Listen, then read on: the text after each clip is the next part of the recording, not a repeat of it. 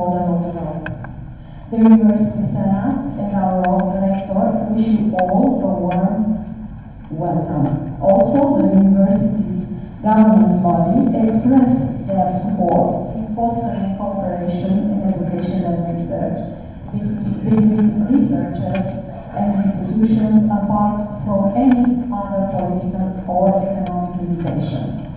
Steelhead University is a private university, rather young, and was awarded in 2013 with the logo Human Resources Excellence in Research by the European Commission as a recognition of its determination to implement the principles of European Charter and Code of Conduct in recruitment, to invest in people and to support young researchers in establishing their career path. Our rector, Professor Bondra, expresses his full support to this event, and he is confident that this scientific event will offer you the possibility to launch interesting debates and to generate inspiring ideas, able to initiate a true change in embracing circular economy.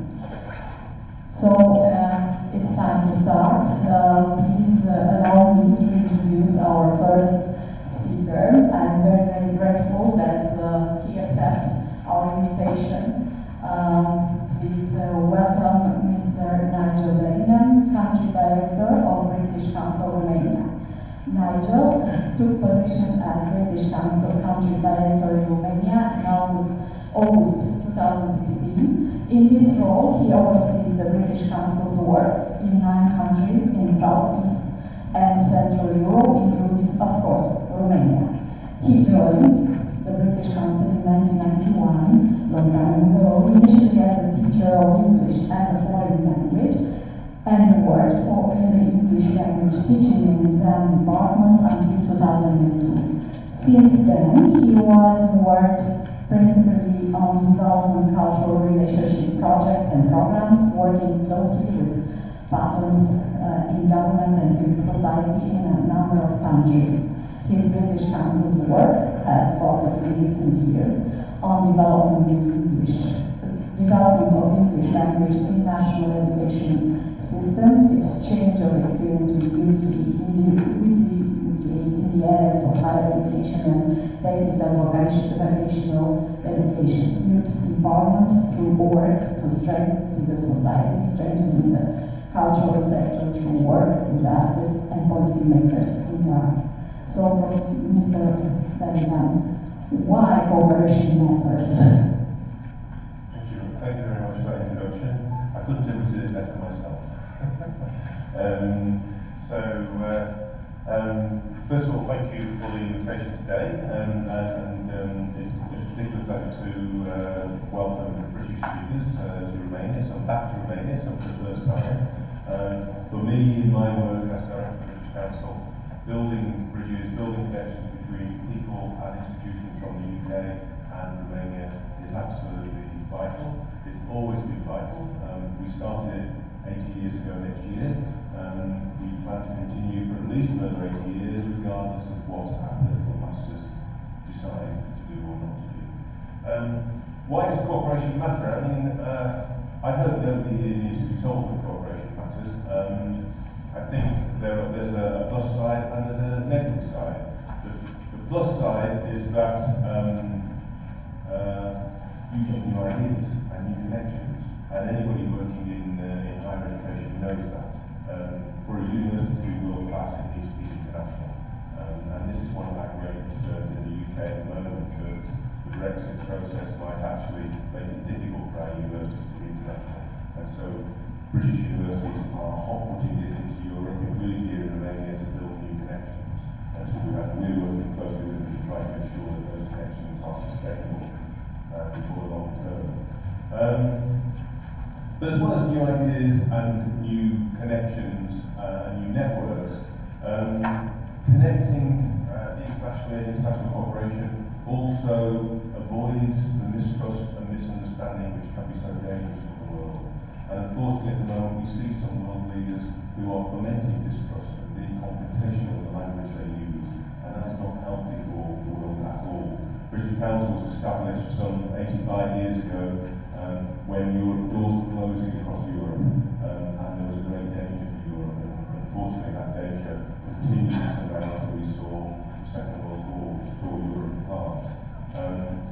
sadly, that need to build trust and understanding is just as vital. And that's part of our key phrase at British Council: we build trust and understanding between people worldwide. And sometimes people tell me that sounds a little bit bland, but if you think about the opposite of destroying trust and understanding or creating mistrust and intolerance, there are organisations and individuals and countries that are trying to prevent that, and it's very, very dangerous for the world. And of course, it also destroys our chances of prosperity. So I think it's fairly obvious why cooperation matters. Of course, I would say that because basically it's been my lifetime work. I think, again, I just returned to congratulate you on this event, and I think we're very interested to see the partnership between Suffolk University and Surrey University, and I hope that will be very long lasting, and I'm very keen to support wherever I can. Thank you again. Thank you very much for this wonderful speech about cooperation and why cooperation matters. Please allow me to make a very brief presentation of a journey that started years ago. So we are opening today the 4th edition of the International Conference on Economic Sciences and Business Administration. This time we have two partners, two university partners, Bill High University and University of Suffolk, along with two Romanian partners. It's about the Romanian Academy, the Institute of the National Economy, and Society for Business Excellence. So I'm very happy that all these have worked and made it happen. Doing a brief overview of the past editions, I am able to introduce you in the context of this year's edition. So, first edition, it was about smart, sustainable, and inclusive growth. It was starting from the EU growth strategy, 2020 growth strategy, and his key priorities in order to build a new economy. Why smart growth? Because more effective investments in education, research, and innovation will create new economic horizons, more skilled workers to provide for a better usage of research results in increasing business economic performances. There are preferences for eradicate poverty, to improve access to healthcare services, and to sustain sustainable economic growth on the long run. Second edition, the main topic was development for a better life. Restarting the economic growth is vital for the global development, but when it comes to development, are we sure that what this really means with respect to different countries? All bank experts define development through a set of indicators, of course, of health, which reflects mainly the quantity of resources, resource allocation, the effect of production and consumption on people, environment, and on their lives. A sustainable economic growth must be nourished by the fruit of human development, such as improvement in human capital, along with opportunities for its efficient use, more and better jobs, better conditions for encouraging new and innovative business, and greater democracy at all levels of decision-making. Talent, not capital, will be the key factors linking innovation, competitiveness, and growth in the 21st century, says Klaus Schwab, founder of the World Economic Forum. Recent studies have shown that a third of the employers globally are facing difficulties in finding talents, and nearly half of them, talent shortage is expected to have negative impact on their business results.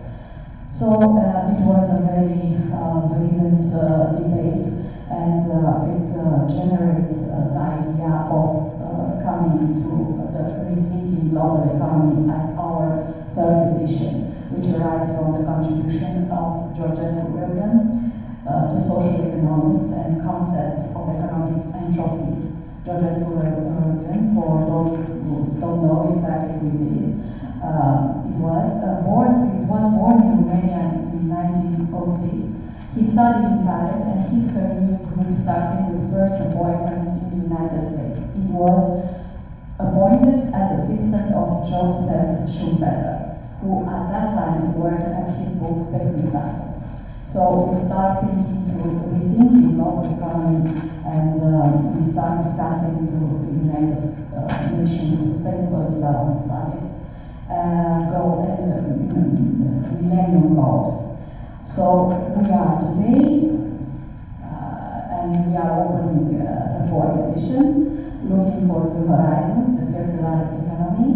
Why? I may say that the linear economy was highly successful in delivering economic growth and economic development during the 20th century. However, the global trends demonstrate that traditional linear model is no longer able to produce economic growth. Therefore, it emerges a strong need for alternative approach that can work in the long run. The 20th century's economy evolved and diversified based on one fundamental characteristic, a linear model of consumption, take, make, dispose pattern of economic behavior.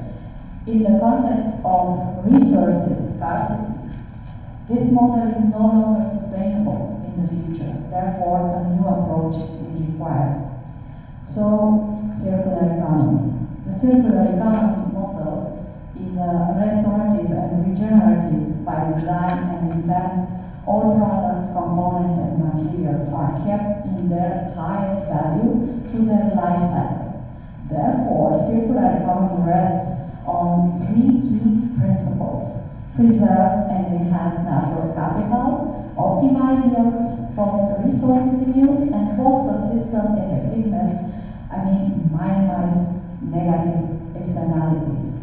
Shifting towards a new model of economic development is a transitional process with gains and losses. It will involve considerable transition costs, but it will create opportunities for economic and industrial renewal if it is a well-managed process. Also, the circular economy is gaining attention in Europe and around the world as a potential way for our society to increase prosperity while reducing dependence on primary material and energy. The future seems to be very promising. Global trends are providing a fertile environment for shifts in the economy, which could see growth gradually being recovered from the consumption of finite resources and its associated negative externalities, says Andrew Mollett, CEO at the Ellen MacArthur Foundation. I think those people have published a very interesting report towards circular economy not so long ago. Instead of maximize utility, we should try to minimize future regret, says Nicholas Georgescu. So actually the fourth International Conference on Economic Science and Business Administration aims bringing together academics and practitioners from various countries. We have 98 different countries and cultural environments around the world, all sharing common research interests in the main topic of the conference, circular economy. Contribution with both of theoretical and empirical focus were welcome. So we invite you all to reflect to this issue and to come up with answers if possible, even though there is a long road ahead to design real solutions. Wish you all good and inspiring debates. So maybe we are at the beginning of the fourth edition. So thank you so much. So we have here, I have here with me the first speakers of today. Please allow me to introduce Professor David Collins. Professor David Collins is the Dean of Suffolk Business School, University of Suffolk, which this year is our partner in organizing this event. So a few words about the work of Professor David Collins.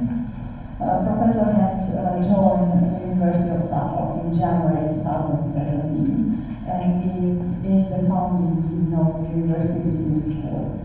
He holds an MA in Political Economy and Sociology from the University of Glasgow, and MSc in Industrial Relations from the University of Satellite, and a PhD in Management Studies from the University of Essex. He was mindful of the need to widen participation in higher education and to demonstrate a personal commitment to this agenda that is signed over the royalty of his first book, Organizational Change, Sociological Perspectives, published by Cameron Francis and Rutledge to the Carnegie Trust, and is now one of the biggest individual contributors to this fund.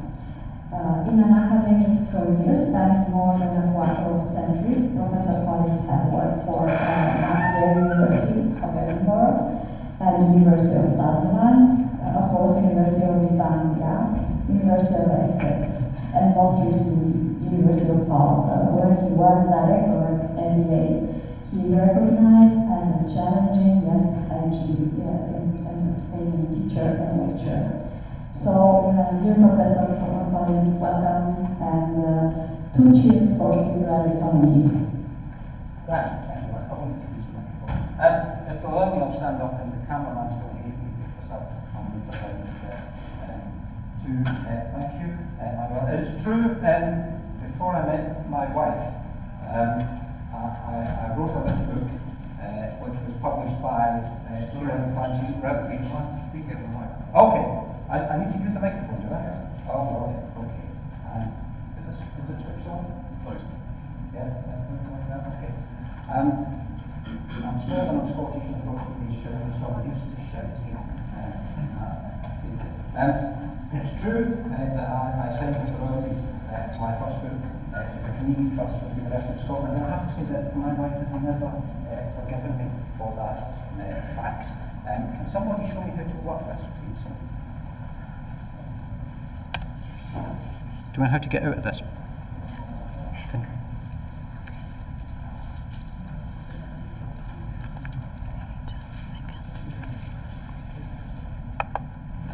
Yes.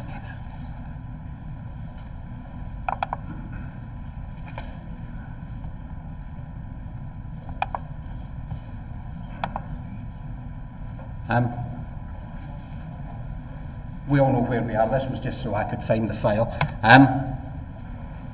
The title may be a little opaque to some of you. The title of my paper has been borrowed. It was borrowed from the English novelist E.M. Forster, and a collection of essays that Forster wrote in the 1930s, although they were not published until 1951. It's excellent that Nigel led us off today, because these essays were written in the 1930s by Forster, as Nigel quite correctly points out. The lights were going out in Europe. And what Forster was attempting to do was to explore the nature and the limits of democracy. And the collection of essays is in 2 parts, and if you haven't read it, I do urge you to read it. The first part was looking at the problems associated with democracy, and of course the problem being that Europe and elsewhere were voting for totalitarian regimes. And the second aspect of the essays focused upon the importance of the arts. He was a novelist, and so of course he's going to make that protestation.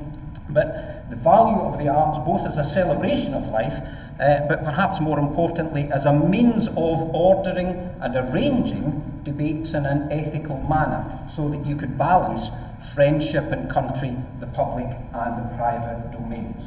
And of course, since we are looking at the circular economy today, what I will attempt to do as we move on through is circle back to these ideas of democracy, country, friendship, public and private, and so on. But before I do that, I want to do a couple of things. I want to offer a few words about me to supplement, perhaps to complement what was said earlier, and to offer a few words about the University of Suffolk. We're a new organisation, and we're keen to tell the world all about it. So if you'll indulge me for a moment, I've come a long way, and so I'll just share a little bit about what we do with us. The first point to make is I'm not an economist, so I feel a little bit of a fraud coming here today to an economics conference. That said, and was pointed out, I do have an undergraduate degree in political economy from the University of Glasgow, which of course gifted the world modern study thanks to Adam Smith, so you're welcome. I'm not an economist because the title is closely controlled. You cannot claim to be an economist unless you have a postgraduate degree in economics. And importantly, my title is, as people in the audience know, Professor in Management. I'm not Professor of Management because that would suggest that actually I have an answer or some answers. What I have mostly is dumb questions. And when it comes to managerial work and research on the problems and practices and dilemmas of managing, I'm in it up to my neck along with everyone else. Sometimes standing on others just to keep my chin above whatever mess we're getting into. So my address then is not about economics, it's not about econometrics, you're not going to find Tobin's Q or anything like that within my work. It's an economic intuition, yes, but building and depending upon what I call, because I pinch ideas from lots of people, the sociological imagination, which of course is a classic text written by C. Wright Mills, where he was attempting to reconnect the discipline of sociology with the lives and problems of everyday folk. A little bit about the university. The checkerboard building here is one of three main buildings at the University of Suffolk. We sit in a beautiful location on Neptune Quay. I was saying to my colleague, of course, my boat's not in this picture. It's altogether too big to fit in here because that's the quality of the salary that the university offers us. We're a new institution, but perhaps a little older than you think. We have been offering, for example, postgraduate degrees and MBA qualifications for about a quarter of a century now.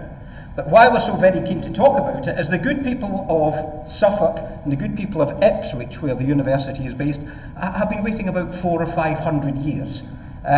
Sometimes planning processes take a little bit of time to unfold. The idea of a university in Ipswich was first mooted about 400 or 500 years ago. We're better at project management these days. Nonetheless, sometimes it takes that long to get it right. Why choose to study at Suffolk? Well, please do come, it's a lovely place. We've got a new campus, there's a supportive environment, of course we have global connections and this is only part of it, a very active student community. Are you messing with this? And a very, very active alumni community again. And it seems to want me to move on, so I will. This is not our crest, although I think it has a certain appeal to it. This is our latest marketing campaign. We're a very small institution, and our argument, which we believe very deeply, is that our smallness gives us a particular distinctive advantage. So I have a colleague here who knows me from University of Hull days, and what I say to students is that despite being a leading member of the University of Hull Business School, it became apparent to me that the Vice-Chancellor did not know who I was. We would arrive at work at the same time every morning, we would park our cars near to one another, we would speak to one another graciously and say hello and greet the morning, but it became apparent to me that he had no idea who I was. The University of Suffolk is different from that. Not only does the Vice-Chancellor know me and phone me at awkward moments, I've just realised I haven't put this to silent,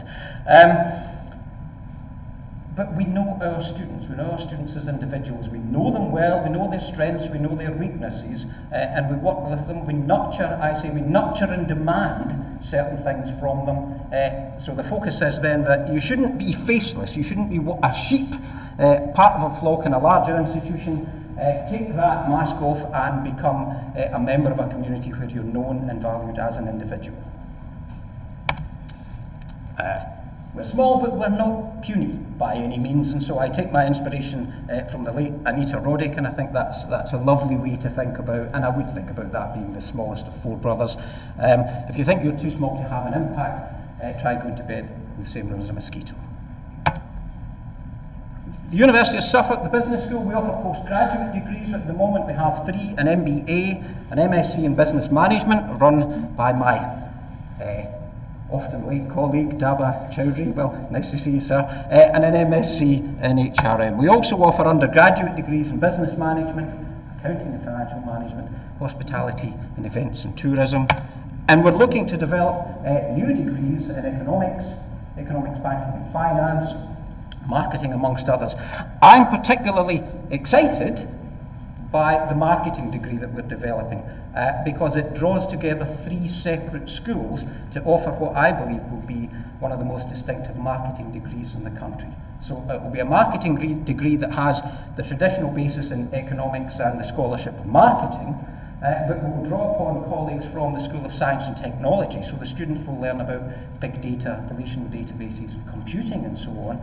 Also, and most important, we draw upon colleagues from arts and humanities. So the students on this programme will have courses in design and aesthetics. And I think that's particularly useful and particularly important. We structure our degrees around 5 big ideas.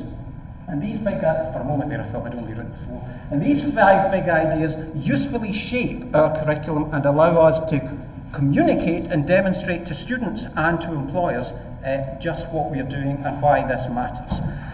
The couple of issues that I want to draw attention to, the first 2 about advocacy and plurality, and these are particularly important, I think, in the discussion of the circular economy. The central problem of managerial work, as I understand it, and I would like you to accept this, is that it proves rather difficult to get people to do things as you would like them to do.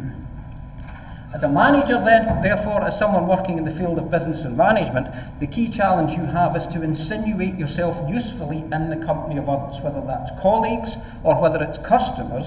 You have to have some means of communicating, sharing with them and sustaining the idea that what you do actually matters, that they should actually part with some money or spend some time with you. We build this directly into each and every one of our modules and each and every one of our degree schemes so that students are prepared for the real day-to-day challenges of working. I would like you to remember this as I go on to talk about the meat of my presentation. The linear economy, as was mentioned earlier, is focused around key movements, if you like. A focus upon taking, making, and then discarding that which has been used up. And the picture here, I'm not sure if you can see it, I think it is either an albatross or a gannet, which has expired, sadly, and it's expired because its stomach is full of plastic.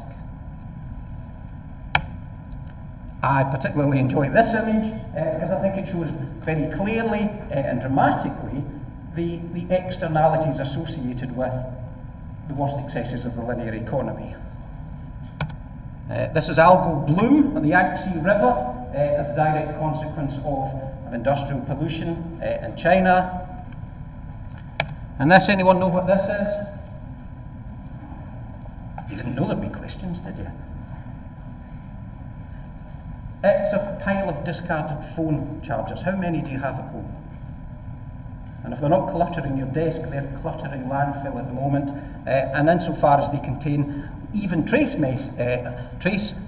sources of heavy metal, causing long and lasting damage to the water table and to our children.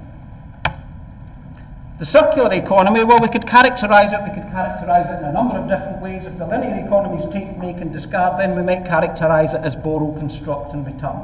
So there's a greater focus upon circularity, a greater focus upon not so much taking as being loaned the resources, in the same way that we're sort of being loaned the planet.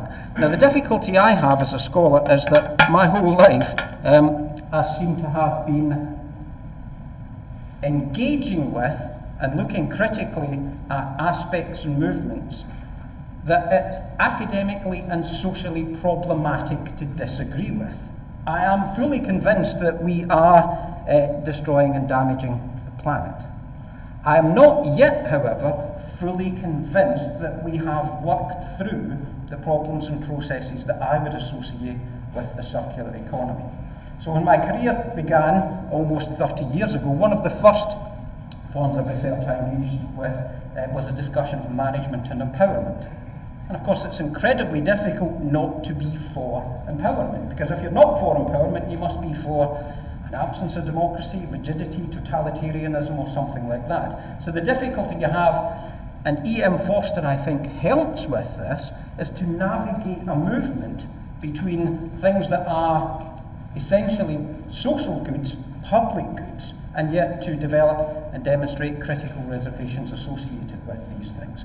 So coming from the field of industrial relations, it was apparent to me that we were talking about empowerment within the workplace at the very point at which we were actively dismantling collective forms of social representation which had grown up to represent and advance the interests and orientations of other groups within the workplace. So my attempt to look critically at empowerment was focused upon a historical, political and ethical discussion, and that's part of what I'll try and weave in as we move forward. So what's not to like about the circular economy? Well, the absence of detail, the absence of a detailed understanding. I think we know what we're trying to get to. I think we know what the output will be, and that's a planet that's not in flames.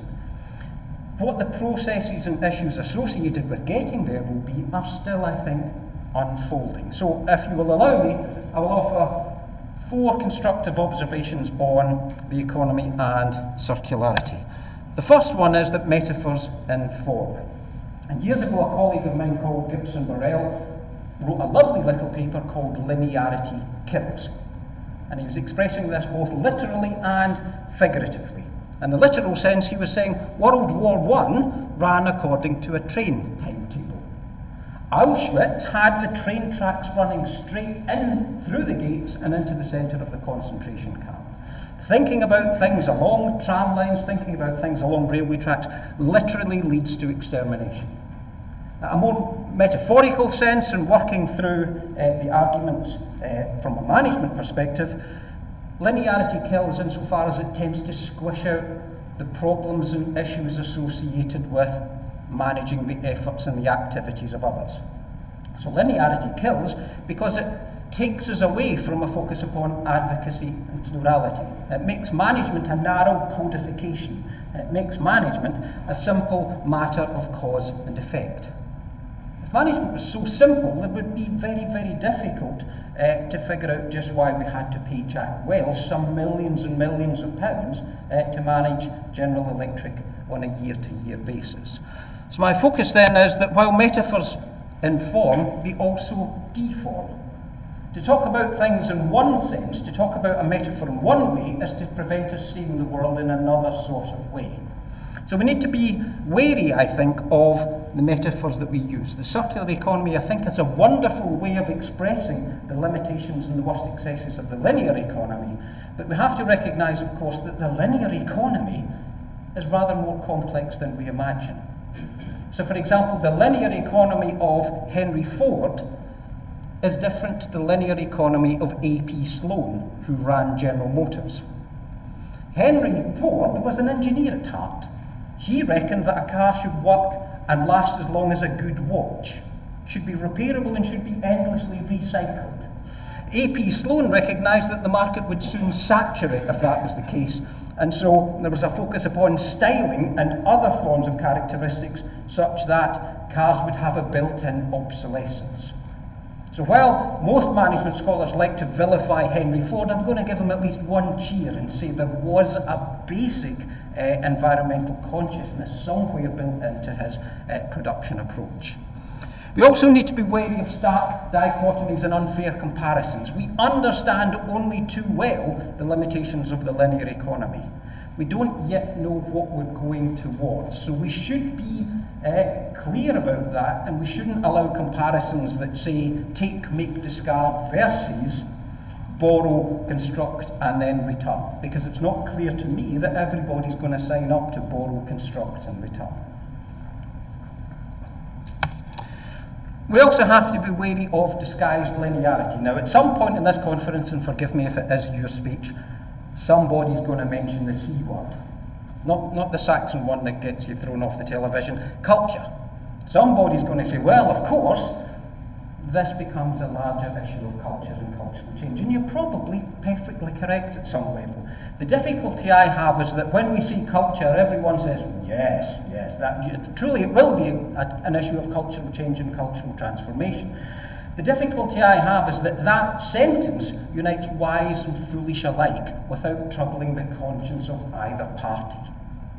We have to be clear then that the nature of organisations as cultures is contested and actively contestable. There is also a linearity built into most models of culture, such that culture change becomes something which is top-down, has a single controlling mind, actually has a very clear linearity associated with it. And if you do a quick Google search, you can come up with about 100 different entirely linear models of culture change. And my suggestion is that if we all agree that the circular economy is going to require some degree of culture change, then we need a culture change in how we think about culture too. And it needs to be much more dialogic, much more bottom-up, focused upon and explicitly on advocacy and plurality. The third aspect, of course, is the internal operations of the circular economy may disguise externalities. See, I told you I had a background in economics. I know what externalities are. They are costs that can't be attributed more generally. So what I'm saying is that the courtesies of the circular economy seem often to apply only to certain resources. And I'm speaking more or less biographically here. Work that I did in the late 1990s demonstrated rather painfully to me that compared to my father's generation, I was working a 13-month year. If we reckon that the normal working week is somewhere around 40 to 50 hours a week, then the empirical material was suggesting that compared to our parents' generation, we were at that point working an extra 200 plus hours a year. That was nearly 20 years ago, and my feeling is it's probably more like 300 to 400. One of the things we have to recognise then, that when we talk about the circular economy and saving the planet, we need to be thinking about the inhabitants and the stresses and strains that we put upon them. And I hope my colleagues won't mind me saying that no sooner had we touched down yesterday from the aircraft and the phones were switched back on, than they began to chirp with email messages and text messages which were urgent and required an immediate response. People are, and I think others will talk about this later, constantly on. In the good old days, my first book sold well because managers would read at airports. Now they have laptops and they do spreadsheets and they respond to emails and that sort of thing. And you're damaging the economy because the charity in Scotland doesn't get so much money now because nobody's reading books anymore. So mend your ways and think about that, please. The fourth aspect, to introduce it, comes from Bruno Latour, a French scholar, a social scientist who looks critically at the work of scientists in part. He's a complex character. I have used his work over the years, and I have found one thing that you can say for certain when you use the work of Latour: it seems to make academic reviewers very cross indeed. So if you're starting out your career, you might want to find a different guru. Anyway, Bruno Latour says the critic is not the one who debunks, but the one who assembles. My issue is that the advocates of the linear economy are agoraphobic. They don't like, in the Greek sense, being in the agora. They don't like public debate, they don't like transparency and openness, and they're willing to pay to keep that silent. So one of the things that we need to be careful of as we move towards thinking about the circular economy is that the linear economy will fight back. Bruno Latour says that we need to focus upon matters of concern. And matters of concern are distinctive when they are current and ongoing, where they are emotive, and where they unite or fail to unite distinct communities and constituencies with different ideals and orientations. Sociologists among us might say that Bruno Latour suggests that matters of concern are discursive signifiers. And that's probably correct, but I would add another caveat: they are not empty signifiers. They are peopled and populated by matters of power and matters of culture. There are then, for me, echoes of an earlier text called The Tragedy of the Commons. which was written by Garin. Anyone familiar with it? The Tragedy of the Commons as an economic text, it became a popular text, but it's deeply and horribly flawed. The suggestion was that public spaces and public goods were inevitably subject to overconsumption and were at risk of catastrophic failure. Now, Garin, who was a pessimist at heart and a Malthusian as far as population was concerned, really offered us a counsel of despair as far as the Tragedy of the Commons was concerned, and he advocated either a free market solution, which the linear economy has been demonstrating all along fails, or a dirigiste approach where it would be managed from the top down. A linear suggestion again. Others, however, have thankfully taken issue with Garin's concern, and they have said and they have demonstrated that for 400 and 500 years and more, individuals have developed means and operations for regulating their own activities. Whether that's the office fridge of the Commons or the aquifer which runs under New York and other cities, there are social dimensions which influence economic interactions which tend to regulate, preserve and protect those things we think are doomed. So I suggest that we need to seek out plurality in practice, while all the while recognising that that plurality will be undone by broader political sources and political resources associated with lobby activities and the shock jocks who will pronounce and proclaim that actually the environment isn't changing, that the planet isn't heating up, that we're not getting more storms, and so on and so forth. And I will conclude on that point. I won't stand defensively and fold my arms, but I will invite questions or observations. And thank you for being very kind to me.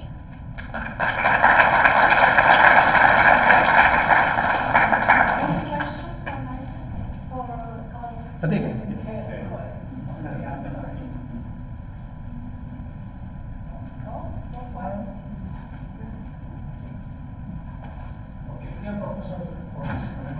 I do prefer David, but thank you. Would you like to comment the impact of Brexit in activity of Oxford University particularly, and in circular economy general speaking?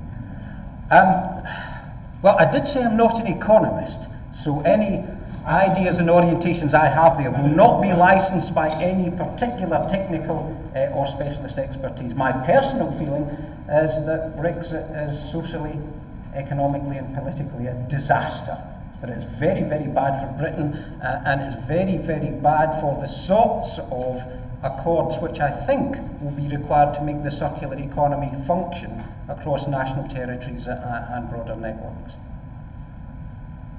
I don't know if that answers your question. It probably answers it a little more briefly and a little more candidly than you had anticipated. Okay, thank you. Andy? Yeah, I have a question which I don't have an answer to either, but it's troubled me for about 20 years. Then we share a common orientation, sir. Yeah, indeed. One of the questions that I always think about is circular economy as an idea is Andrew Dobson's point, which he argues that arguing about whether capitalist or communist economics is the solution is a bit like arguing about who gets the best seats on the Titanic. It's not really altering the fact the ship's going down. And the argument is that unless you challenge the idea of industrialism and the idea of man as conqueror of nature as an ethical level, then all the rest is tactics. Yes. So the question I have in that respect is, that's kind of the essence of the problem that people like Gareth Harding. Where does that leave the circular economy? Are we really able to challenge it at that kind of level, or are we just playing tactics? I think that's a very useful point, very insightful. I would say, at one level in defence of the economy, while I'm naturally a pessimist, because that's what Scotsmen are, that tactics in the short run may be useful insofar as they begin to develop movements, and they might act your way into a form of thinking, as Mike would say, they may be useful in that regard. But like you, I have a deep pessimism about the extent to which, until things get really, really bad, until the planet's in flames and we're actually looking to colonise a new world, there will be ongoing economic and political incentives not to participate fully and actively in the circular economy. So if you're suggesting a basic pessimism, then you can join my church and we'll have a common newsletter. Yeah.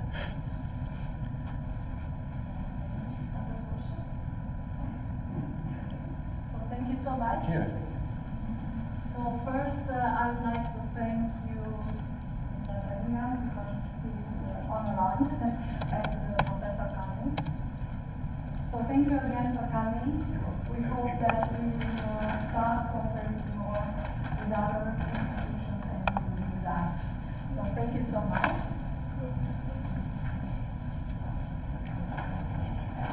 Thank you so much. Thank you again, and thank you for coming. This is for you. Thank you for your inspiring talk. So we will have 5 minutes break to invite the next speakers and prepare the computer.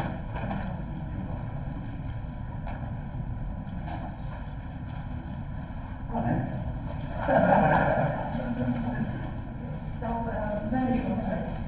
Please no.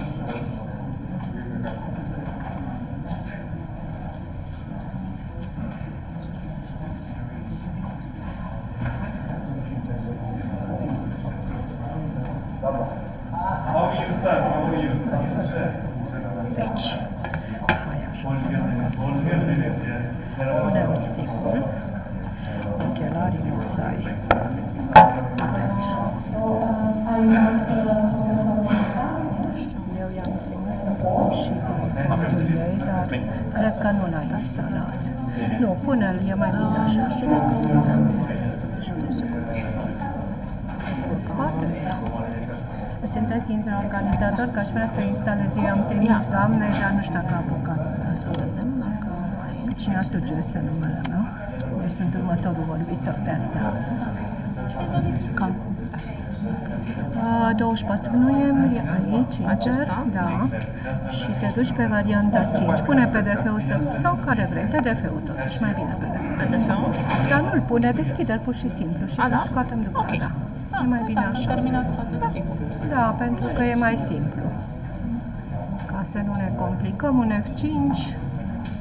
Și eu sunt pe page down, n-avem. Da, nu, că acesta e... Atunci adu-mă pe celălalt. Oricum suntem pe stick, deci... Ok, și acum un F5. Cred că e mai bine așa. Nu, este momentan... E pauză, da. Ia că mă duc și eu la... Și eu aici o să fac ceva de tipul, da? Da, și pe... Merge așa așa? Da, da. Totuși, hai. Da. Ca să fie mai ușor, cred că și cu click merge. Toaletă ca să nu-i, da. Nu, cred că cel mai bine, deși click pe ăsta. Deși cu space e mai simplu că se... Da, atunci mai bine așa, ca să nu... Da. Oh. E momentan nu întreb, dacă e tot. Nu, deocamdată nu e cablajul, deci neapărat să faci mie poze, ai văzut că nu mai... Sigur că da, da. Eu prefer să urmăresc, eu nu știu genul ca să iasă în față, indiferent de postură, am mai fost keynote speaker și în afară. Mai ajung cu ceva sau de acum? Dacă îmi faceți semn dacă aveți nevoie de ceva.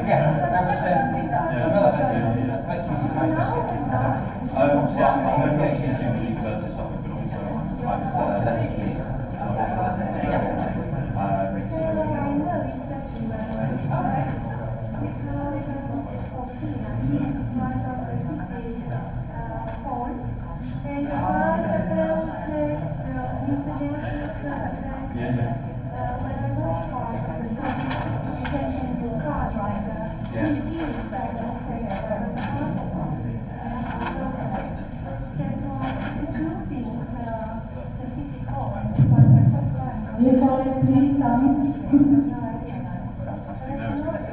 Yes.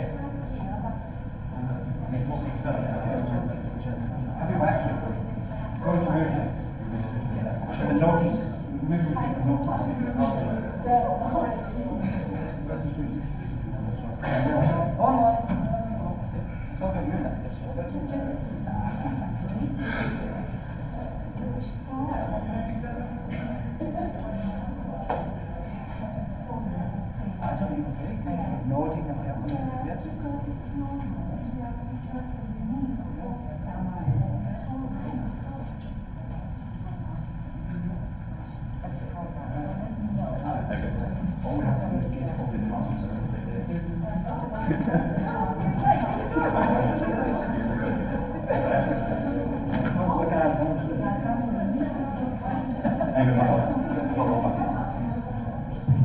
Dear colleagues, come on.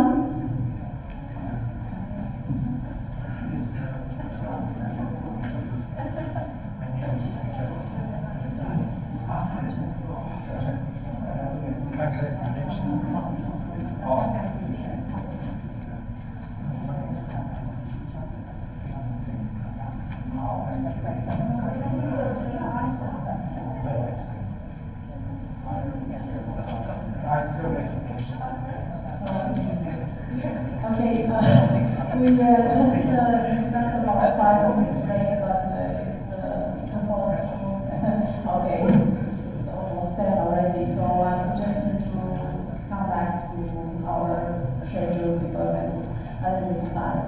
So first, the next keynote speaker is about Professor Christina Suju, which is going to okay, it's going to discuss about creative economy challenge and opportunities in developing and in model development. A few words about Christina. Christina is professor at the Bucharest University of Economic Studies.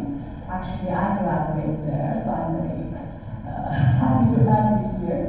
And she is the vice dean of the faculty of applied economics. Okay, it's complicated, so I want that's not so. It's a new terminology. She has economics faculty. She has an extensive experience in higher education and research. He was coordinator or director of 8 national research projects, member in 30 research thesis projects, academic publishing over 25 books and over 150 published papers in national and international peer-reviewed journals. She's also visiting professor at MIT University of Keio, Egypt, and she's received an excellent feedback both from professors and students for this activity. So, Christina, the floor is to you. As a teacher, recruiting all the time. Can you hear me? The camera. I can use the camera. Okay. So no problem. Okay. I feel great. Yes. Good morning, everybody. I'm so happy to be today with you to share some ideas to make a connection, not only with the whole topic of the conference, which is lovely. Congratulations for choosing that, because this is really a very challenging topic nowadays. But also for trying to make a bridge with the first keynote speaker, because really there is a connection, and congratulations again for making the program such as to make this bridge to be much more obvious. Because in order to face this challenge of a new model of the economic and social development, because definitely there is not such a thing as just economics, even I'm a teacher of economics, I can say that. But definitely we need to break some like barriers of the linear thinking. We are really on a turning point into our civilization, and that's all about looking for finding and supporting creative people, innovative people to find other solutions, any other than linear, because we are no longer living in a linear society. So really, I was thinking that according to the large topic, to a fantastic topic that is really targeting and making us to face these new challenges in a very optimistic way, because any challenge, any crisis make you to find new, it's an opportunity to find a new way. So that's my new way of trying, new and old, it depends, but to try really to tell you something. As the previous keynote speaker was starting, absolutely, I'll not tell you more about me. It happens that I'm from this country, it doesn't happen, I'm so glad about that. And I'm knowing the majority of you, so it's not necessary to add anything to what Professor Manuela Epore just said about me, but I should want to share mostly with our foreign guests something about my university as one of the very good partners of the organizer university, and I'm really here as to prove we have a nice partnership and cooperation, and we are really very happy that other people should join us and we'll make an international partnership really with win-win solution for everybody. So just a piece word about the so-called traditionally ICE, which means traditionally, what by word translation in Romania Academy of Economic Studies, but I call it Bucharest University of Economic Studies. I am on one of the 12 faculties within this university. People used to say it's the oldest, the greatest. I totally agree with you. That's not fantastic. That's not all. It's not just tradition you have to keep. You have to be a sort of angel into the field of university environment, and really to prove you have not history, you have just future, and here we are to prove that. I'm working basically, and I'm so happy to see some of my students and PhD now we are cooperating. I'm also a PhD supervisor, and I'm so happy one of them is here. And really, I'm working not only on theoretical and applied economics faculty, where it happens that for a short run, absolutely, I'm in charge with research, development, innovation, and international relations. But I'm also working on our international faculty, where we teach both in English, French, and German. And on the English section, we teach all the topics in foreign language, and that's the name of our faculty, Fabrice, shortly, for everybody, but it's really taking an internationalization story about our education system. And now, just to try, I was trying to prepare a brief agenda, absolutely a brief introduction. We just managed to do it. I want to introduce you also in a very charming, I do hope so. It's not something presenting you, it's just trying to tell you a story in a narrative way, as to make our atmosphere to be much more friendly and looking for development. So I did not come here just to present. I come to share with you and mostly to learn something for the other people being here and to develop some relationship. So absolutely, it should be about my topic, just briefly introducing you, and if anybody is interested about that, that's my point, like in Scheherazade, I just want to give you a hint, and next if you want to do more, let's do it together. That's my point, so it's just an orientation tool. I will focus next not only on the macro size of this new type of economy, but I also want to get good example, best practice example of how this is really functioning nowadays into the so-called creative and cultural communities, creative city, smart cities, things like that. Because really that's the way we have it. Bottoming up, we have to start absolutely like this. I do believe, and I want to share with you also something about how we are trying to develop this in Romania. So first of all, we have to get and to realize that it's a new type of economy we are trying to develop. An economy which is really very cross-disciplinary. We suggest something else than traditional economy. It's something like, you can see here, it's an imaginary tree, because usually economists try to focus just on the fruits in the tree, and look just for profit share, so total revenue minus total cost, etc. It's important still, but it's not all. Economy, it's about people, it's about many aspects. And if we put in this tree something like ideas, this is a huge competitive advantage we can get. Because really, we are talking and we are starting economics lecture like scarcity and choice. Yes, indeed, the tangible essence are indeed scarce. But I'm talking about the intangible. I'm wanting you to look on the roots of the tree.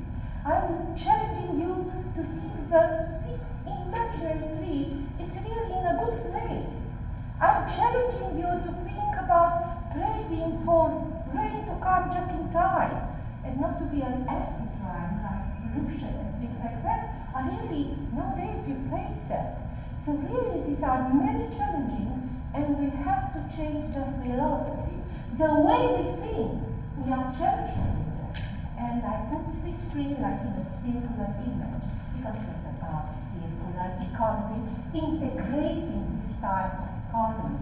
Integrating in a context where there is a huge creative and cultural advantage if we want to take it by something I also like very much. And it's my spirit about trying to make you to be sensitive to this new type of economy also, which is sharing, collective intelligence, sharing economy. So realizing how important it is to stay together. No one is as smart as everyone.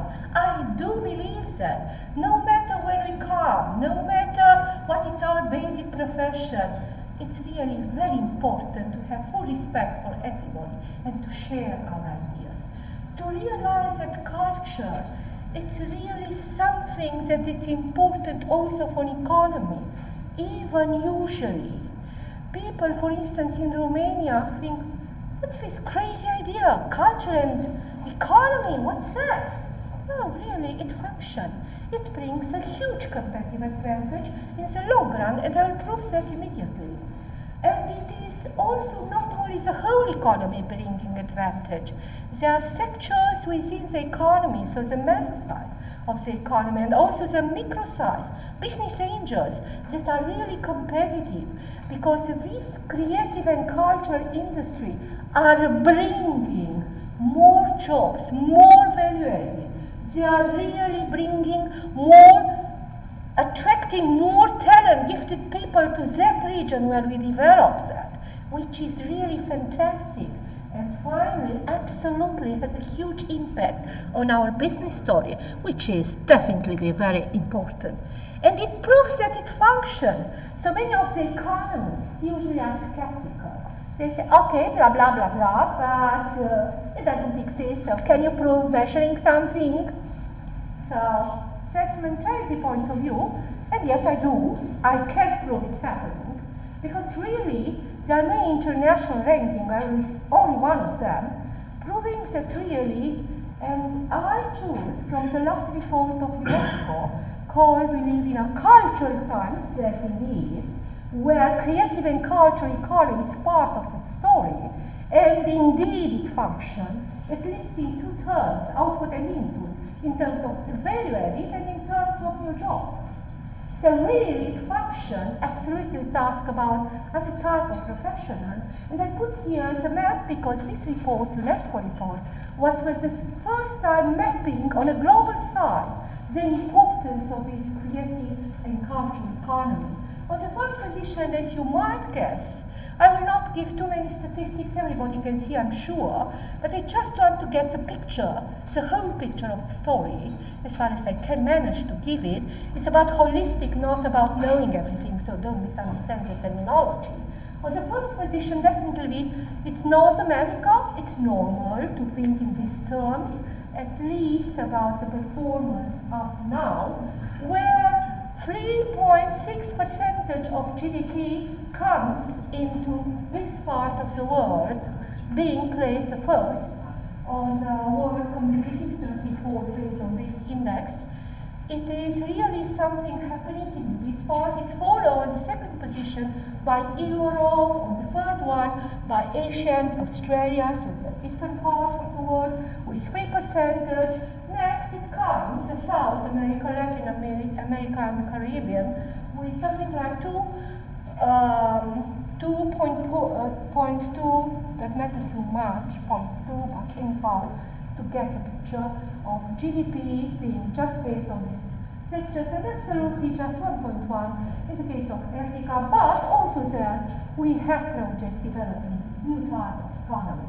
And on the whole, for the world side, on the global side, we have something like contribution of this new type of economy in terms of value added, like 2.25 billion United States dollar just from this new type of economy, and mostly for culture and creative industry. And in terms of jobs, on the global level, we have something like almost 30 million new jobs that are brought by that. And what kind of jobs? Absolutely. Those that are trying to attract the most talent, the most gifted people. And there is another very nice report, I really enjoy it, that talks about how some mostly important communities of best practice are really realizing that attraction of gifted, of talent people. In terminology of Richard Florida, one of the famous author of Creative Class and Meaning, as a book that came also in Romania through the generosity of British Council, because there is a place everybody can find books and papers regarding that, not only that, but also for me it was a chance to get in contact with Florida, with John Hawkins, defining, for instance, creative economy like the type of economy where we realize how people can make money from ideas. It's a bestseller of John Hawkins, appearing in 2001 on Penguin Press. Anyhow, what you can see in the corner there, it's a ranking on the most performant, considered with talent people, cities of the world, the top 10, we like this type of ranking, which really talks about competitiveness in terms of pretty, because according to Richard Florida and the Global Innovation Index, we can talk about talent, gifted people, it's the first thing, high level technology, secondly, and the third one, tolerance, to put respect, to be tolerant one to another, to realize we are together to be performant. And if we look also, I put here quite clear for those being interested. Also, you can see the coverage page of this report I mentioned before, but mostly the fact that we are taking into account, they are mentioned in an alphabetic order, the most important sectors that are considered to belong to this new type of economy, such as advertising, architecture, books, gaming, music, movies, newspaper, performing arts, absolutely why not radio and TV. And I know this university, for instance, have a great initiative developing that, congratulations again for that, and absolutely visual art. But talking about how we really evaluate performance on the global level, so because I was just mentioning things like percentage of GDP, but we have to develop a circular flow about that. We have to develop everything that goes beyond GDP. Because really GDP is nothing, it's just tangible. I'm not saying it's no longer important, but we have complementary with something else. So what's beyond GDP? One of the benchmarking, according, for instance, to World Bank, it's called knowledge assessment method, where we have the 4-pillar knowledge, ICC, infrastructure, and absolutely innovation, and critical art, but definitely for me, education and innovation goes together in creative culture, economy mostly. And another one, the one that really target my topic very much, is about global innovation index, based exactly on the methodology of Richard Florida team, and where you can see, I would also not only the last position. It is available as a report, also the last one for this year, 2017. But definitely I put also the dynamics because it's interesting to see how pole of competitiveness with respect to this dimension are changing or preserved. Because absolutely change is a single constant of the universe. But when we talk about performance into this macro level, then it's not such easy to change for a day to another, for a year to another one. You can see a quiet stability in terms of Switzerland to be on the first position from 2014 until now 2017, on the second position, and really it's not concerning the previous first question. So I'm really not passionate about including these kind of things because this type of economy is much more than political economics or whatever. So geopolitical or whatever, because it's a root of the tree. So we look again, if we look just on politics, we look again just at the upper part of the tree.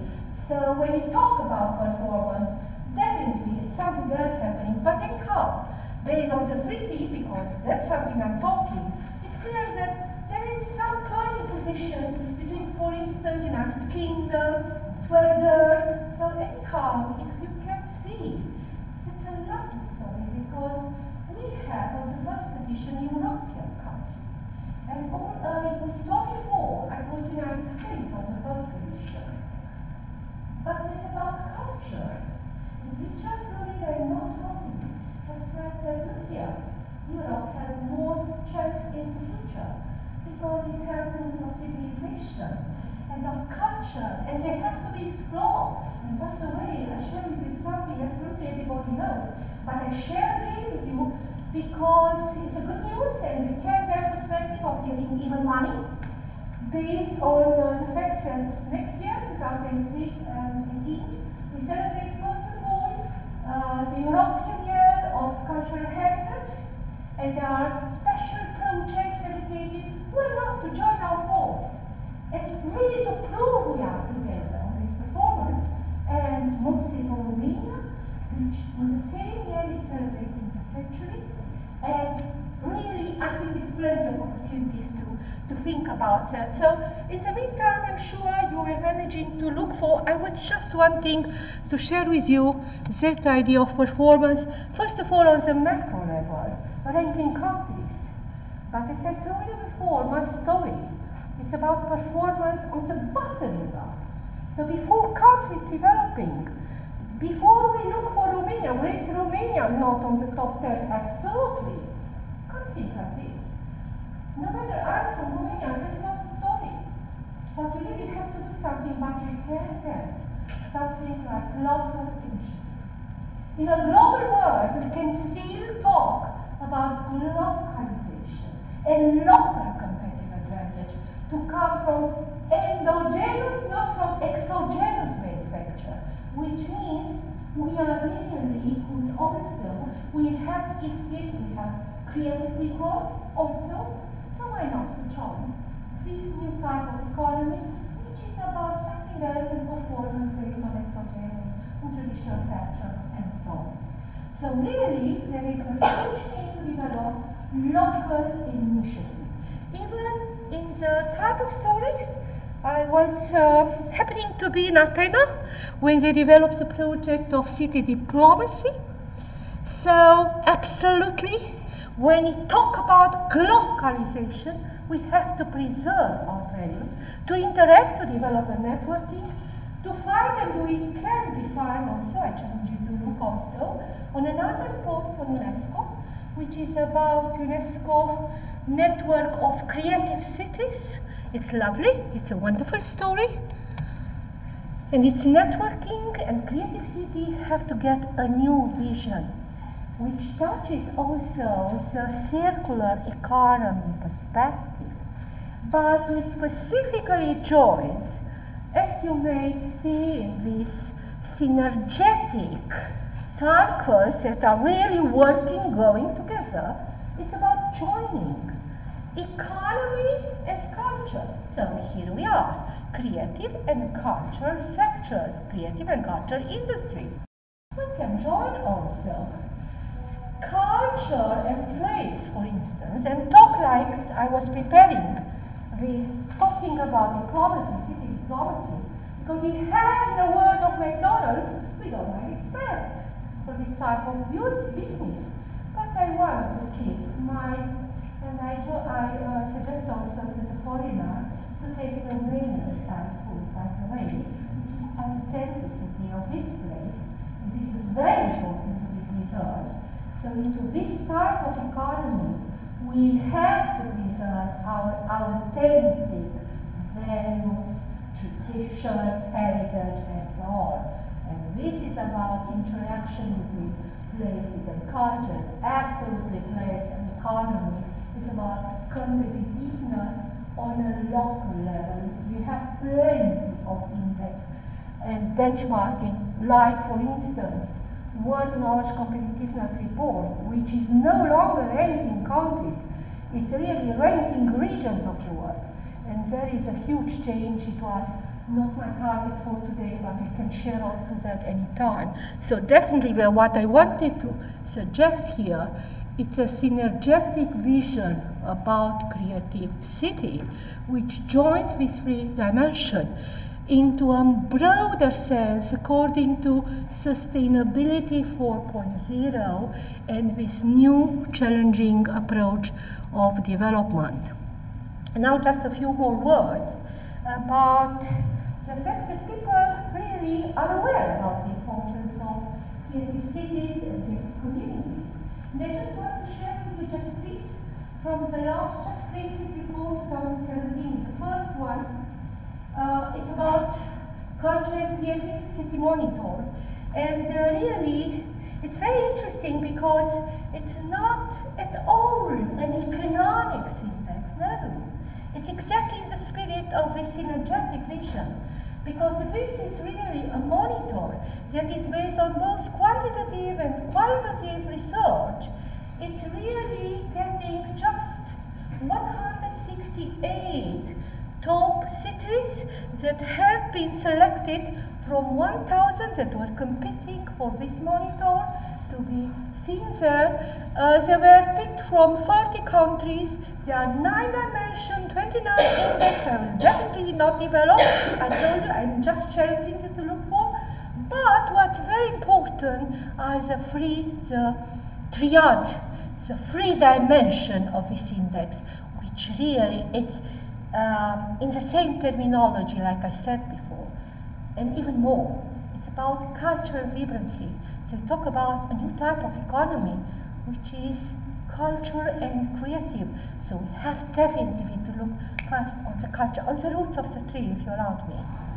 We have to look for people-centered and looking on talent, gifted people, looking on creative economy and how people can really get money, real money, from exploring mostly ideas, not just tangible resources.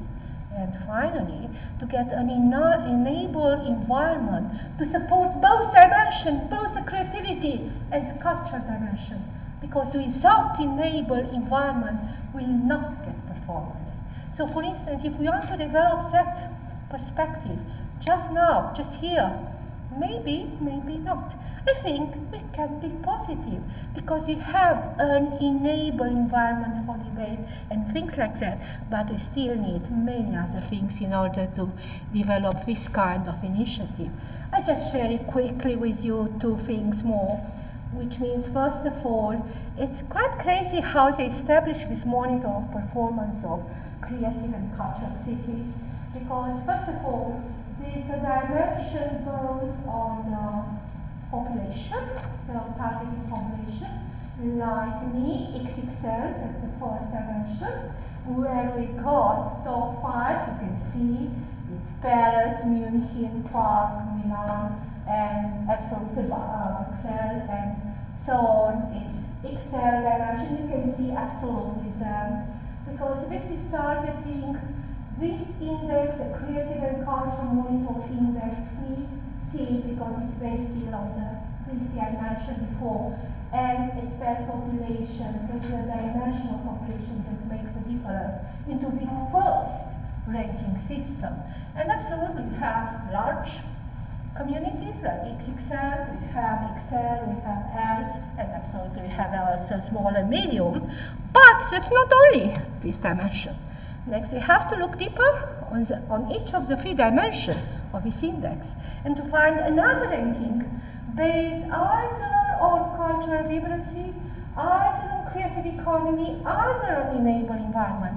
And you see we have another picture here, because really it's another story. And by this means we can really make the difference, because this joins also the dimension. For instance, on cultural vibrancy we have one very important city from Ireland. I was visiting also and enjoying there, which is small and medium, like I said about universities. It doesn't have to be XXL. Doesn't have mostly for vibrancy in terms of culture. And it's about diversity and so on. Yes, indeed, we have Paris, which is an XXL, the second position, and I can continue. We have also Paris, belonging to XXL dimension on creative economy base, because you see they go together. We have on enable environment, Louvain, another picture, it's another type. They have a very nice infrastructure there, and not only huge history on developing that. One more thing, we used to call creative, innovative communities. Now we are starting to talk very much about smart city. Absolutely, they also go together. But there is a slight difference. Smart city is mostly focusing on RPC development, which is largely related into this society, with 4.0 industries, the 4th industrial revolution, and so on. This you can see on the top of the tree also. Absolutely, quickly, it's not any problem. Because you can use ICC and young generation, mostly Generation Y, Generation Z, so my students will be realized about that. Absolutely, yes. But when we talk about something like the roots of the tree, something like intangible assets being value added, something like intellectual capital is all its dimensions, human structure, mostly relation and capital. It's something else. It's about creative and cultural cities, and creative and cultural communities that really have other targets.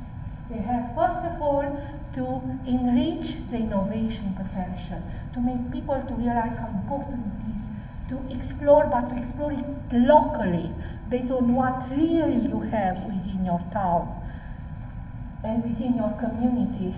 Yes, indeed, based on that, to develop the business opportunities and really to get advantage about that. And finally, really to take care about the so-called creative class people which are not only talents, they are really professional, which is really something that we have to, I understood, it's high time to finish, so I will do it quickly.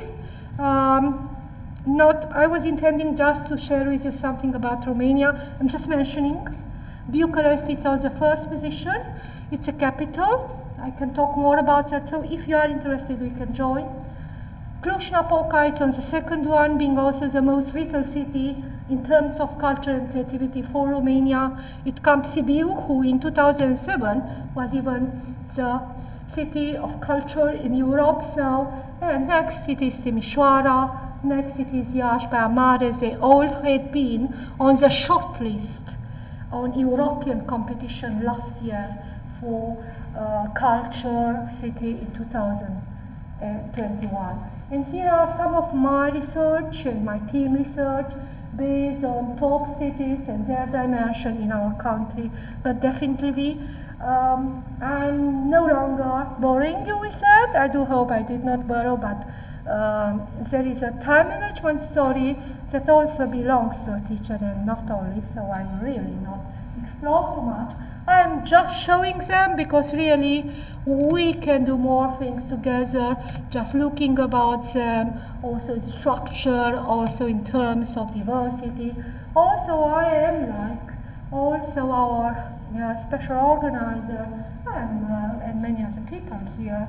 I graduate cybernetics faculty. So I'm also not a specific economist in traditional terminology, and absolutely I'm so happy to share with you that in our country, on the first position, there are, like you see, and mostly software, with a huge dynamics, huge in terms of comparative analysis with others.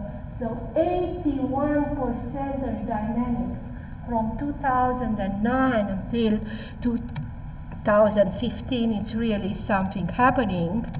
And I'm really open to question and answer, and I'm also delivering, if it will not be enough time for question and answer today, absolutely I will answer to any.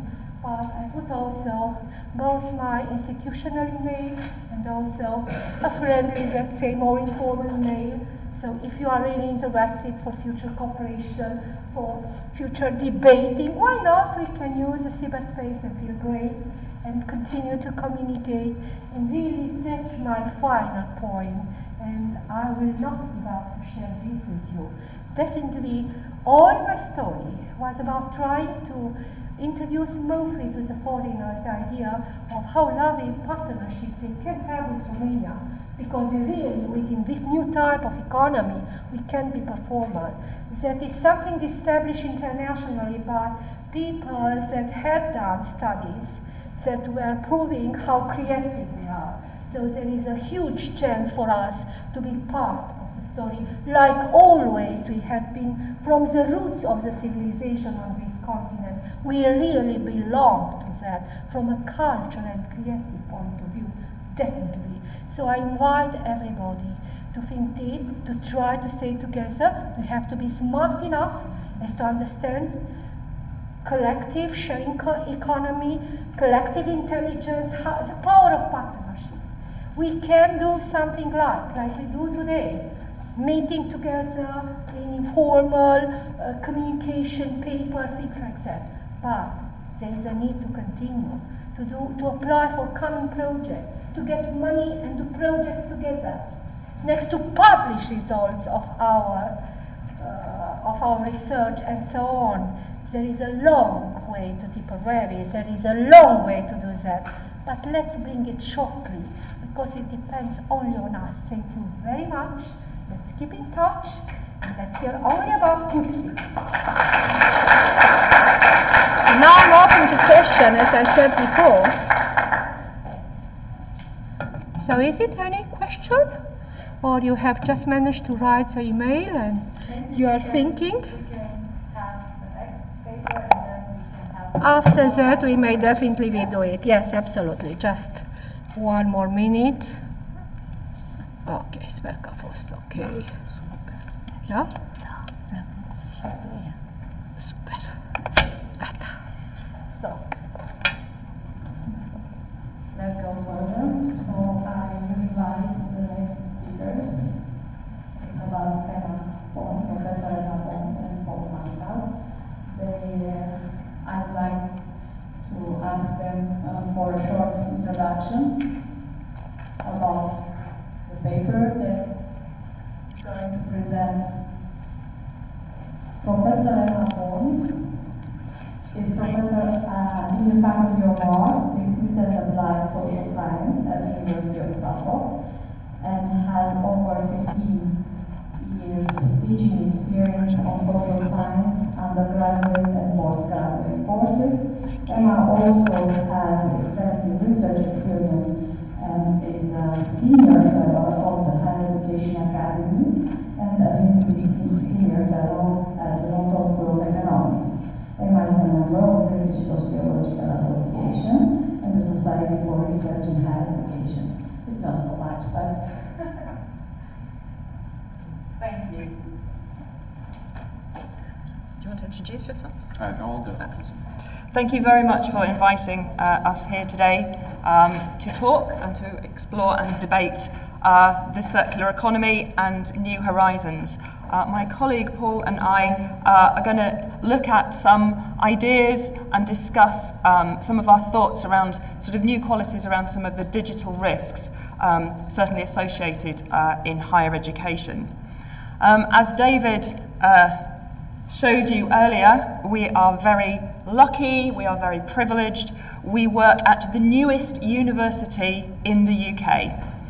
Our business is education, our business is learning. My background, as Manuela said, I'm a professor of socio-technical research, whatever that means. But I am very interested in the relationship between the human, technology, and society. David mentioned Bruno Latour. I'm a great fan of Bruno Latour, actor network theory, for trying to explain some of these relationships. And I've done some work and some research around some of the impact that new technology is having on higher education. And I've just got a few thoughts to share with you before I hand over to Paul, who will expand further on some of the risks. So we have this wonderful new building. It is climate controlled. It is very secure. You can't move around the building unless you've got a security card. It even has breathable walls. And it's been heavily invested and built around technology. We are in the business of teaching, and as part of exploring the new horizons, we've moved away from these sort of more traditional technologies of learning, this sort of very linear approach, perhaps, of your teacher standing in the front of the classroom and departing knowledge at you. When we moved on from the blackboard, we went to one of these. Anybody remember these? Overhead projectors, yeah? The bulbs didn't work. I used to go into work early to make sure that there was one in the room. I'd go and make a cup of coffee, and one of my colleagues would have nicked it before 9 o'clock because theirs wasn't working. And now we have this.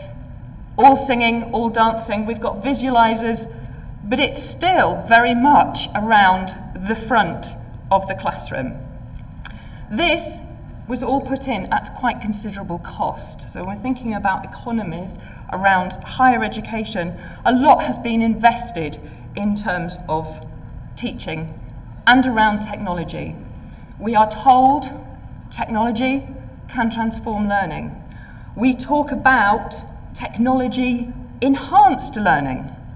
We've introduced a new blackboard in the form of a virtual learning environment for our students. And as teachers, we are expected to put learning materials back up onto the virtual blackboard for our students to access. However, our students, as you pointed out, have actually grown up online with intuitive technologies that are mobilised, individualised and privatised. They now have got access to information and knowledge from the touch of their fingertips wherever they want to. They can listen to and watch lectures from Yale, from Harvard, from pretty much any university in the world. They are connected constantly via social media. They are inundated with information. As David talked about, this idea around advocacy and plurality, but this cultural change is going to have a huge impact on our business of education, especially when we are still designing classrooms that are no different from the Victorian age, when all our students sat in a row and looked at a classroom at the front.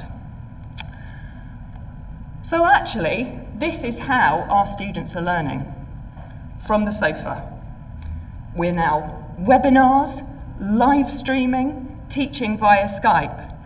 But what impact is that actually having on our role as a professional educator in higher education? When I did the research asking university lecturers about what their thoughts and their views on technology, they actually talked about their identity, their professional identity, and having to be, I'm supposed to be a teacher, but actually I'm having to be a techie. My colleague Vanessa, who's sitting here, spoke to me a few weeks ago about using something online to create a cartoon to get a message, a key learning point across to her students. So we're actually also having to become animators now in our role. This idea of the flipped classroom, the blurring of the boundaries, is having a huge impact on professional self-identity. And as David mentioned, we are now expected to answer emails constantly. I had a text message from my line manager before the plane had even landed in Romania. That also is having an impact on what students want, what they expect of us in terms of their expectations. They don't want to be confined to a virtual learning environment with clunky networks and poor connectivity on campus. They're growing up with intuitive technologies, and that's how they're learning, the martini culture of sort of 24/7. It's also had an impact on management and how we are managed as professionals, in that we are expected to be constantly connected, be using technology and doing this. We've got league tables now that are assessing us as a university about the facilities we provide for our students and the impact that it has. So how do students actually make sense of all this information that they are constantly being bombarded with? No longer can they go to the trusty book that David wrote, because actually, you know, they're getting constantly, what about fake news? How do they make sense of it all? So now we're having to teach our students these ideas around digital literacy, encouraging them critical thinking and evaluation, and curating all this information that they're getting. However, at the same time, it's now becoming increasingly acknowledged that actually this constant connectivity is having a detrimental effect on our mental well-being. Students also are reporting increasing levels of harassment and abuse through mobile technologies that we as teachers are also having to deal with, because it has a huge impact on their learning. We therefore now are having to move over to digital citizenship. This idea of actually working with our students in a community of learning to create responsible digital citizens around a culture of respect where actually they can learn safely. So really it's about working together, and us as a university have now got a new project where we're actually working with all our students and all of our staff, looking quite critically at how we've actually been using technology. My point is, we talk about this as the power to change, and that technology is actually going to transform everything. But I think it's really important we sort of avoid the determinism and look beyond that to look at some of the other risks, which is a good point to hand over to my colleague. Thanks, Emma. Thank you. Right, good morning everybody. Yes, my name is Paul Maskell, and you may have seen from the agenda today that actually I'm a cybersecurity advisor by trade. Now you may be kind of looking at me and wondering why a cybersecurity advisor is at an economics conference. Trust me, I probably asked myself the same question. But in reality I'm also a part-time PhD student around cybersecurity and how we perceive different levels of risk. Now, on the basis of cybersecurity, online life, digital identity, is that what we've spoken about from the University of Southwark's point of view is that we are incorporating all these different facets into our world. Whether it's digital identity, whether it's digital citizenship, whether it's a more kind of blended learning in relation to YouTube, social media, is that the fact is that whether you're in a business, whether you're an organisation, whatever country you're in, it doesn't matter. Because the progress of digital technology is having an absolutely massive impact onto every facet of society. Now the understanding is that, for instance, if you're a business or an organisation, you need elements of capital, don't you? You need elements of investment, you need people, you need human, you need intellectual capital. You need all these different ideas to create an organisation that you want to have an impact, whatever you want to do, whatever business or whatever you believe in. But actually in reality is that you need data. Is that data and data ideas around digital infrastructure is that, you know, if you don't have a website for your company or organisation, then you don't have an impact. Yet we don't assign the right level of economic value to what your online impact or your identity is, especially whether it's yourself as an individual or a business. So it's understanding that actually data and information is a form of massive capital for a business, for an organisation, for an academic institution, or wherever it may be. So it's understanding that whether you've, especially the people in this room who've got children, you see the impact of social media on well-being for those individuals and those people. But actually, in reality, very often we say we have an adverse and a bias towards technology, and we look at it and think, actually, you know what? If you have a utopian or dystopian view of technology, unfortunately, I have some bad news for you because it's not going away.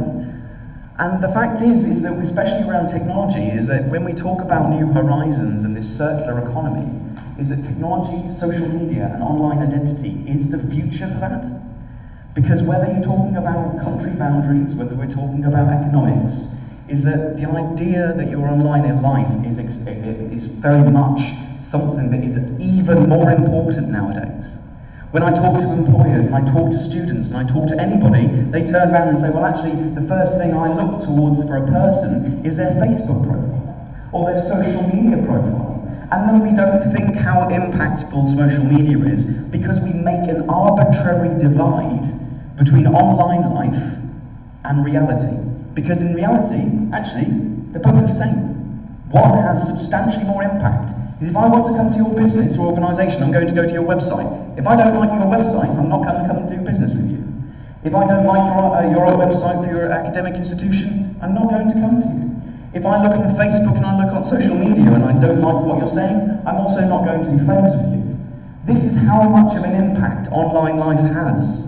And we have this idea around cultural identity and the understanding of this. But in reality is that your culture is online as well. But we dismiss that because of our own biases, because technology and these little black screens that have kind of controlled our lives for the last decade and become even more exponentially involved in our lives, we don't associate the risk. We don't associate the impact, because they're both positive and negative, like everything else.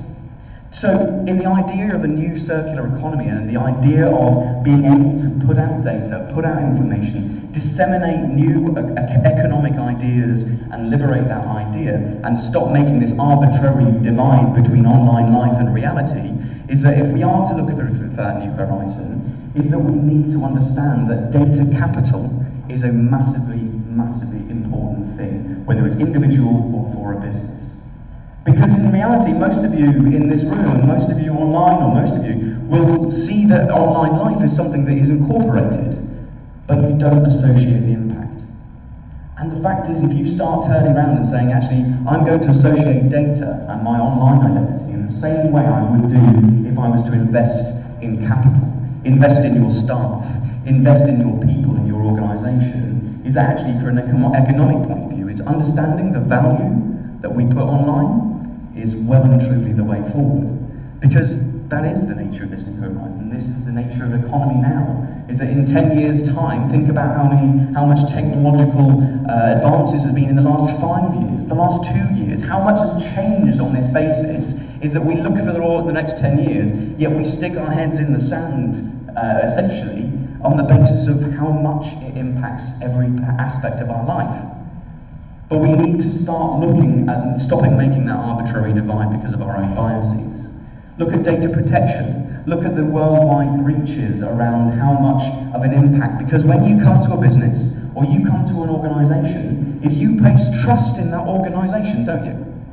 Is that if you go to a business, you go to Amazon, you go to a company, and you give them your details and you give them your data, that is your capital. Because you are placing trust in that organisation. You don't realise you are placing that trust until they break it. And this is it, especially for large data breaches, and this is why I talk about it. And when they turn around and say, why is a cybersecurity advisor in economics conference? This is it, because cybersecurity, data protection, online identity is economics. It's in one of its purest forms, but it's something we don't associate the value to. And in 10 years' time, 20 years' time, I will stand up and say, absolutely, is that this is something that needs to be incorporated on wholesale within our organisations and with our own perception of our lives as well. But that arbitrary divide limits us. Especially from a country point of view, we look at geopolitics, we look at all these different ideas, yet as soon as you go on in the little black screen that's normally in your pocket, that you're never very far away from, is that actually that is huge. You have international agency and an ability to talk to anyone in the world at any point, yet why do we not associate the impact? And that's the big thing, and that is really the important aspect around this.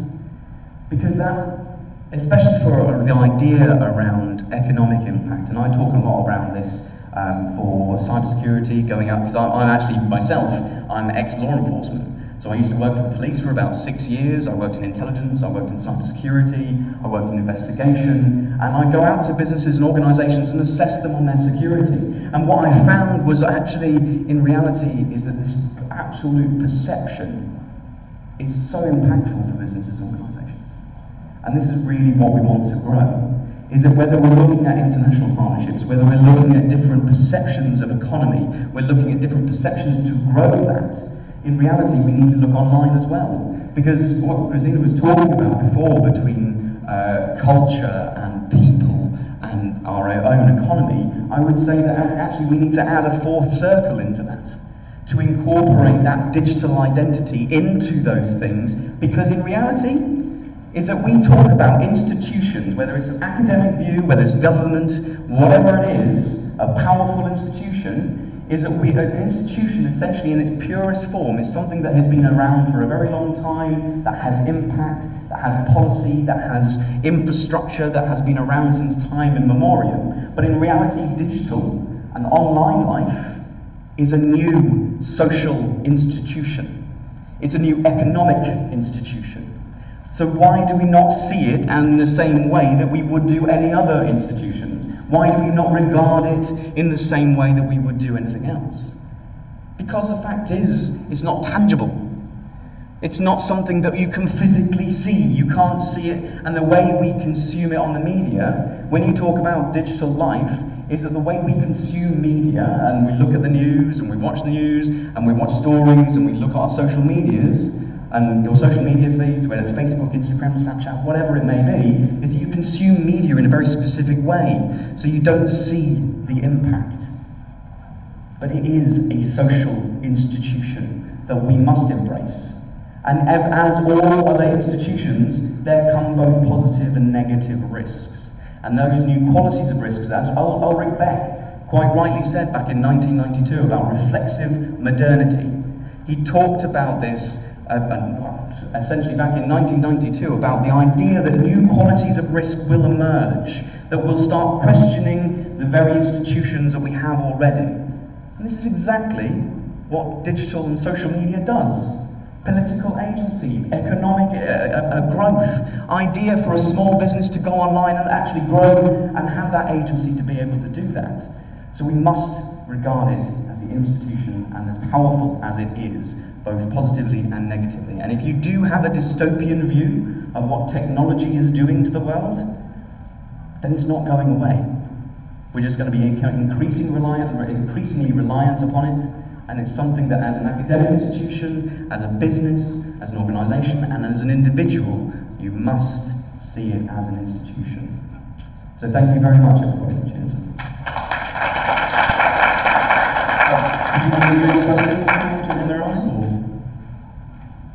I never know that's a good thing when there's no questions like Okay, well thank you very much everybody, cheers.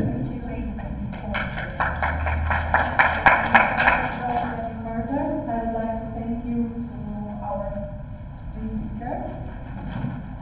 And of course I will remind the next one. So a very short break. Thank you so much. Just to remember,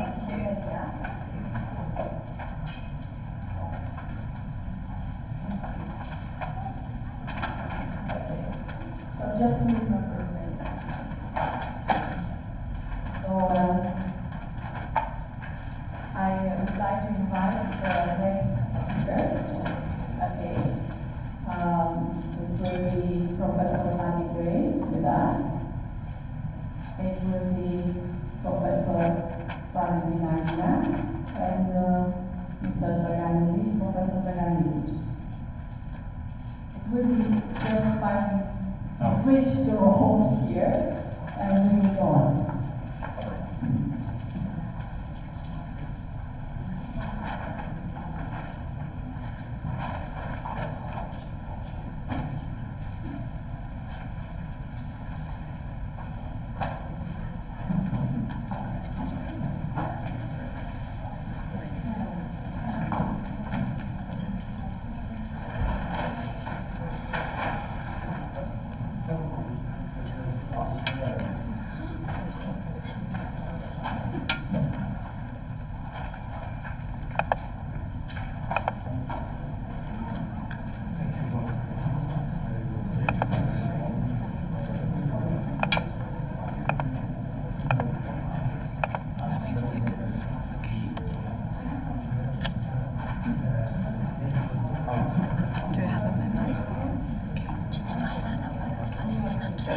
Organic.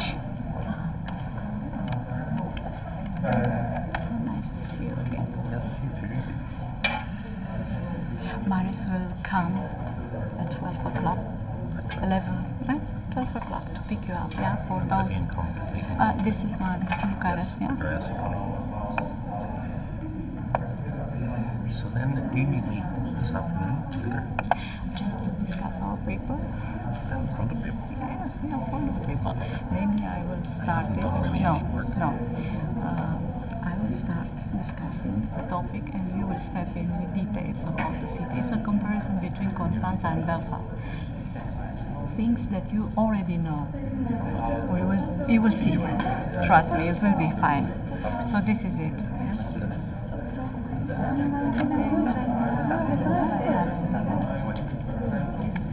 O să vă invit acolo. So. Te rog. Da? Ok. Professor, very nice to see you.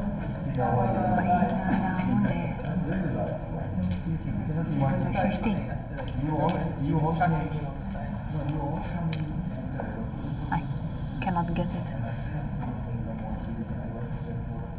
It's my tick. My computer, huh? Yes, my computer, but where is my computer?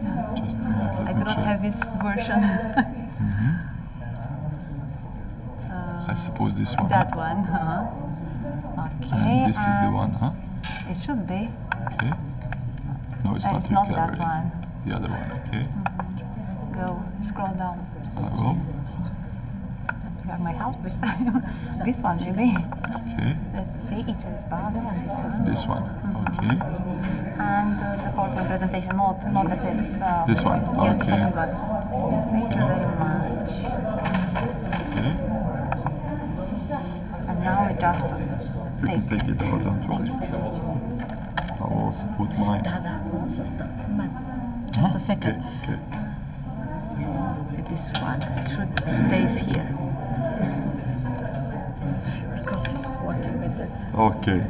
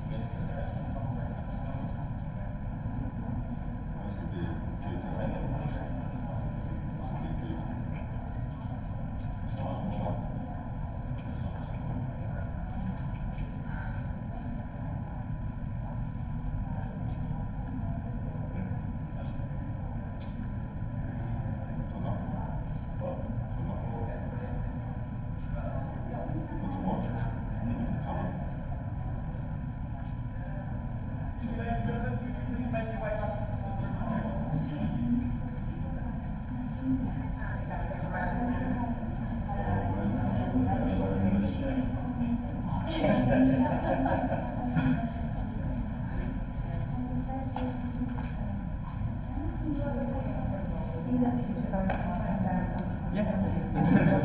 to be a master's sentence. See, I'm doing a couple of things in university trying to get the slide in. You said you did one.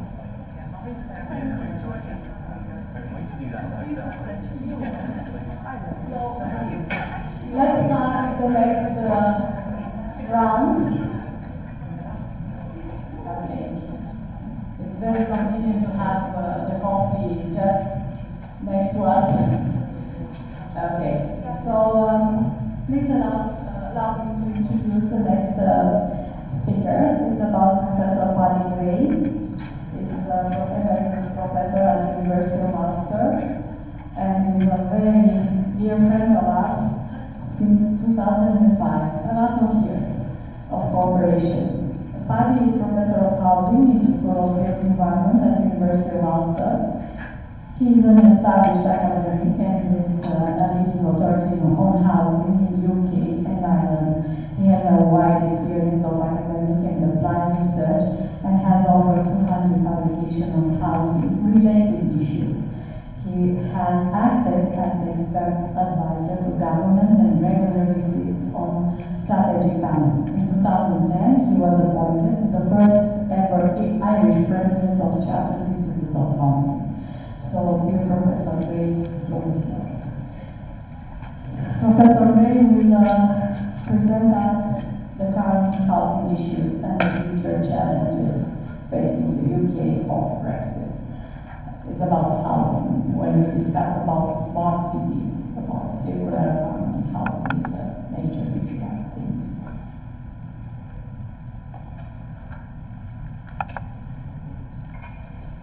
Do I need a microphone?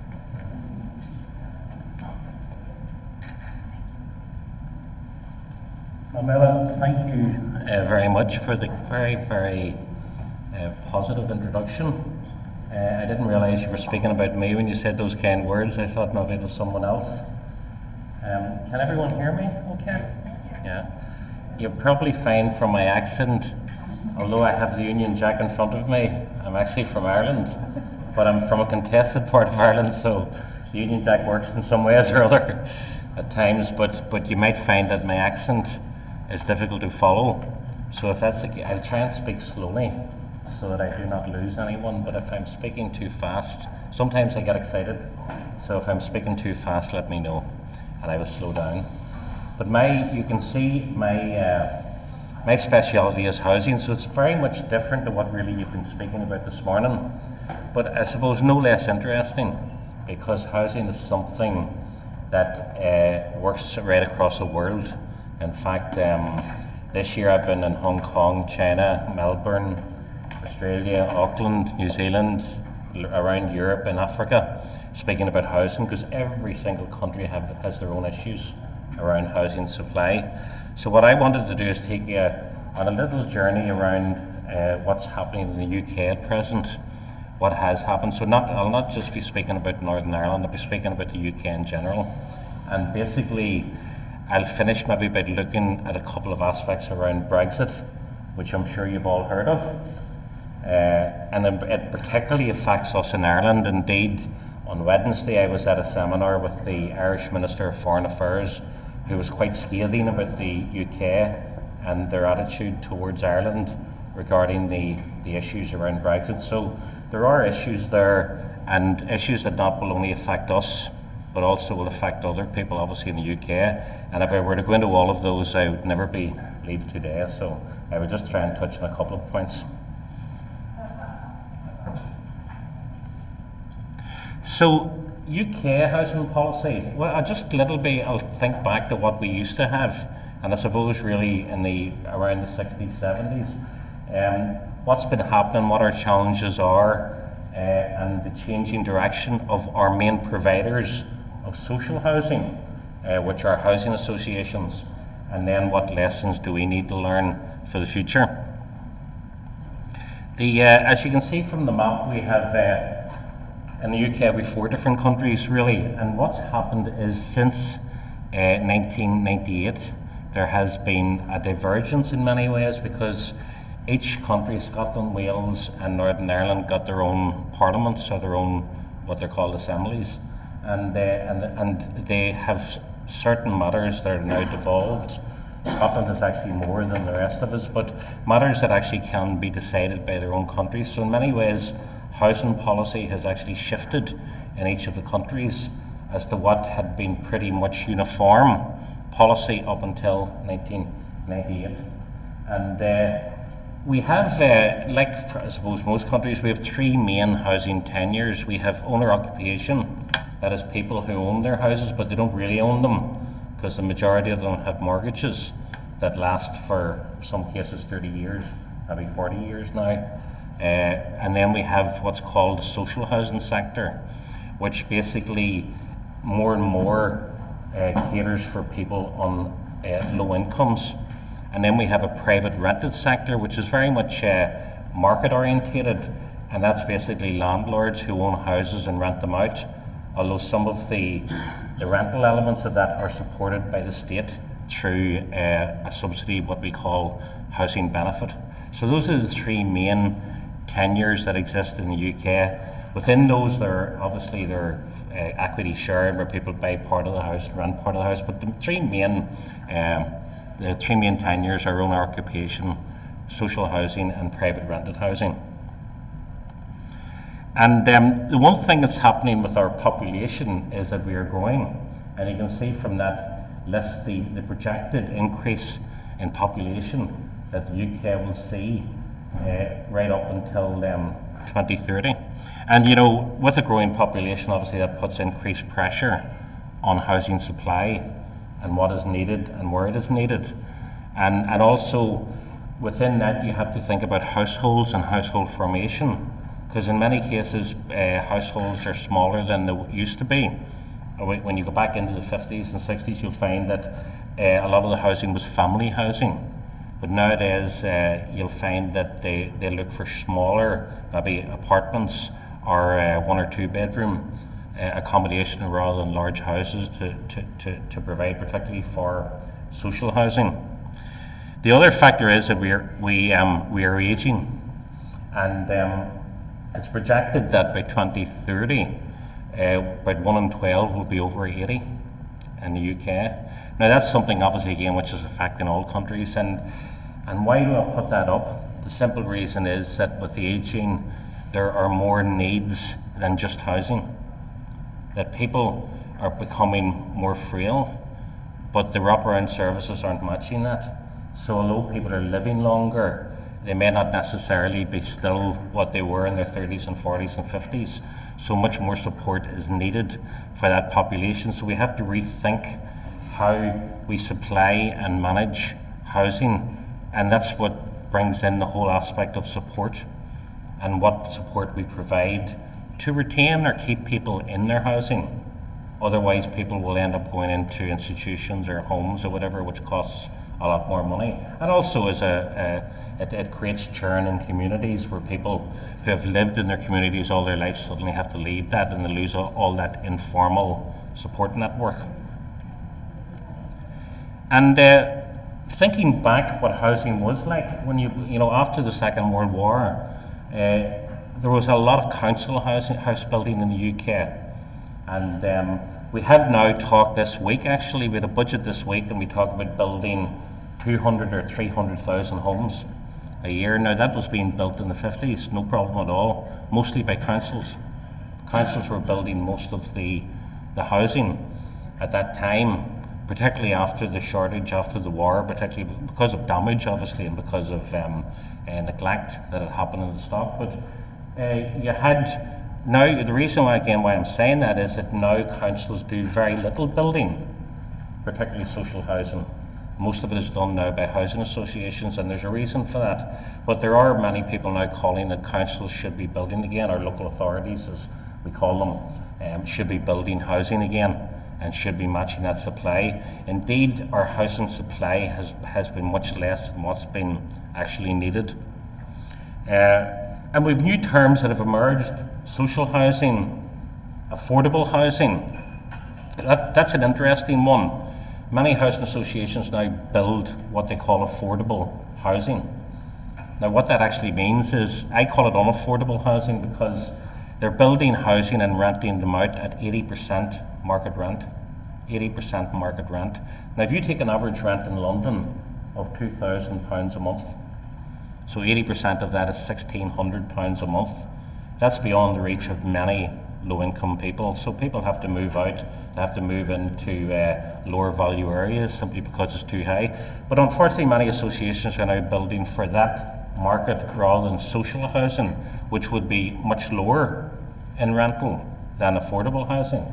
And then we have intermediate housing, which is equity sharing, where people buy part of their house and they rent part of it and so forth. Mid-market rent's a very big thing in Scotland. I'm on the board of the Wheatley Group in Scotland, which is the largest, one of the largest in the UK actually, and we have about 90,000 properties, and a lot of them now we're building mid-market rents, which is similar to affordable, but not as high as the 80%. But we're only doing those on a low basis. We're still building a lot of social housing, and of course many people bought their houses through mortgages. Some of them have owned them outright, some of them have made a lot of money on them, and particularly in areas like London. And then private landlords actually had that tenure had contracted right through the 1980s, 1990s, and at the beginning of the 19th century, the private rental sector was 90% of all housing. Very few people owned their homes, and there was no social housing. So it was mostly privately renting. But over the years, with government policies, the whole shift went to people owning their own homes. Some people call it a type of social control, where you can actually everybody's mortgaged to the so they will conform and they will do what they're told because they have to. They have to keep their jobs. They have to work. They have to so forth. But that's another debate, another theoretical debate. But there's been a whole shift towards people in this ownership, of this obsession with ownership. But more recently that has changed again, and we now have what we call generation rent, where young people rent, they don't buy. So the actual age of people who buy, the average age has gone up, and you'll find out it's more in their 30s. And say when I was growing up, which was a bit of a long time ago, it was people were buying in their 20s. But not anymore because of the unaffordable levels of accommodation, and also the fact that it's very difficult for them to get deposits in order to buy housing. So most of them are renting. And so basically the whole system in the UK has changed. In the 70s, 60s, 70s, all of the money was put into building housing and the rents were low. But there's been a major shift in the 1980s whereby the support goes to the person rather than the house. So the subsidy is called housing benefit, and it goes to low income groups. So if you're below a certain amount of income, you're entitled to get support with your rent. Now, that has actually meant that all of the better off people have moved out of social housing estates and left social housing estates with clusters of very low income and vulnerable people. So there's a major issues now around those estates in themselves. We've diminishing government grant. In many cases in England now, government are only giving 20% to housing associations to build for social housing. They have to raise 80% on the market from financial institutions. In Northern Ireland we still get 55%. In Scotland they get 55%, but in England it's down to 20%. And that means that basically social housing is being privatised. So even for the most vulnerable, the market is being seen as the way to, and the state has been retreating from providing support through grants to build housing more to the person by subsidising their rents. And the private rental sector is now 3 times larger than it was 15 years ago. And again, that's where people are investing themselves in housing to rent out. In some cases, as I mentioned, in London, you have rents now at €2,000 a month. In Dublin, actually the average rental now is €2,000 a month, and that's just for a 1-bedroom apartment. And you know, when you equate that to what the rental levels would be here in Bucharest, that's quite high, €2,000 a month. So basically what's happening is that people are living in overcrowded conditions, they're living in substandard accommodation, they're moving out of the city moving to get cheaper accommodation, but when they do that, then that pushes prices up as well. And of course we have a major problem with homelessness, with people sleeping on the streets basically. Homelessness is not about rooflessness or not having shelter above your head. Many people are homeless who don't have secure accommodation, who are living in hostels, temporary accommodation. And we have that all over the UK. We have people living in bed and breakfasts, people living in hostels, very, very unacceptable standards. And we have basically people sleeping on the streets. A couple of weeks ago I was walking around Manchester city centre and loads of people sleeping on the streets. Same in Birmingham and in London, of course. Dublin, very, very similar. So, you know, at the end of the day, these are big issues now for government. And that just gives you a little chart about how things have changed over the last 100 years. But, you know, again, without going into much detail, the private renters are the middle one and the social renters are the top one. So you can see at the very beginning, when I mentioned around the beginning of the 20th century, you have mostly private renting and some owner-occupiers beginning, you know, it was actually well over 90% at 1900, but that just gives you an illustration. But you can see a pattern emerging, that now it's starting to go back in some ways to that again, that the private renting is starting to increase, social housing is decreasing, and even owner-occupation is decreasing since 2001 to 2013-14. So again, the whole pattern is shifting as how we provide our houses and how people get access to them.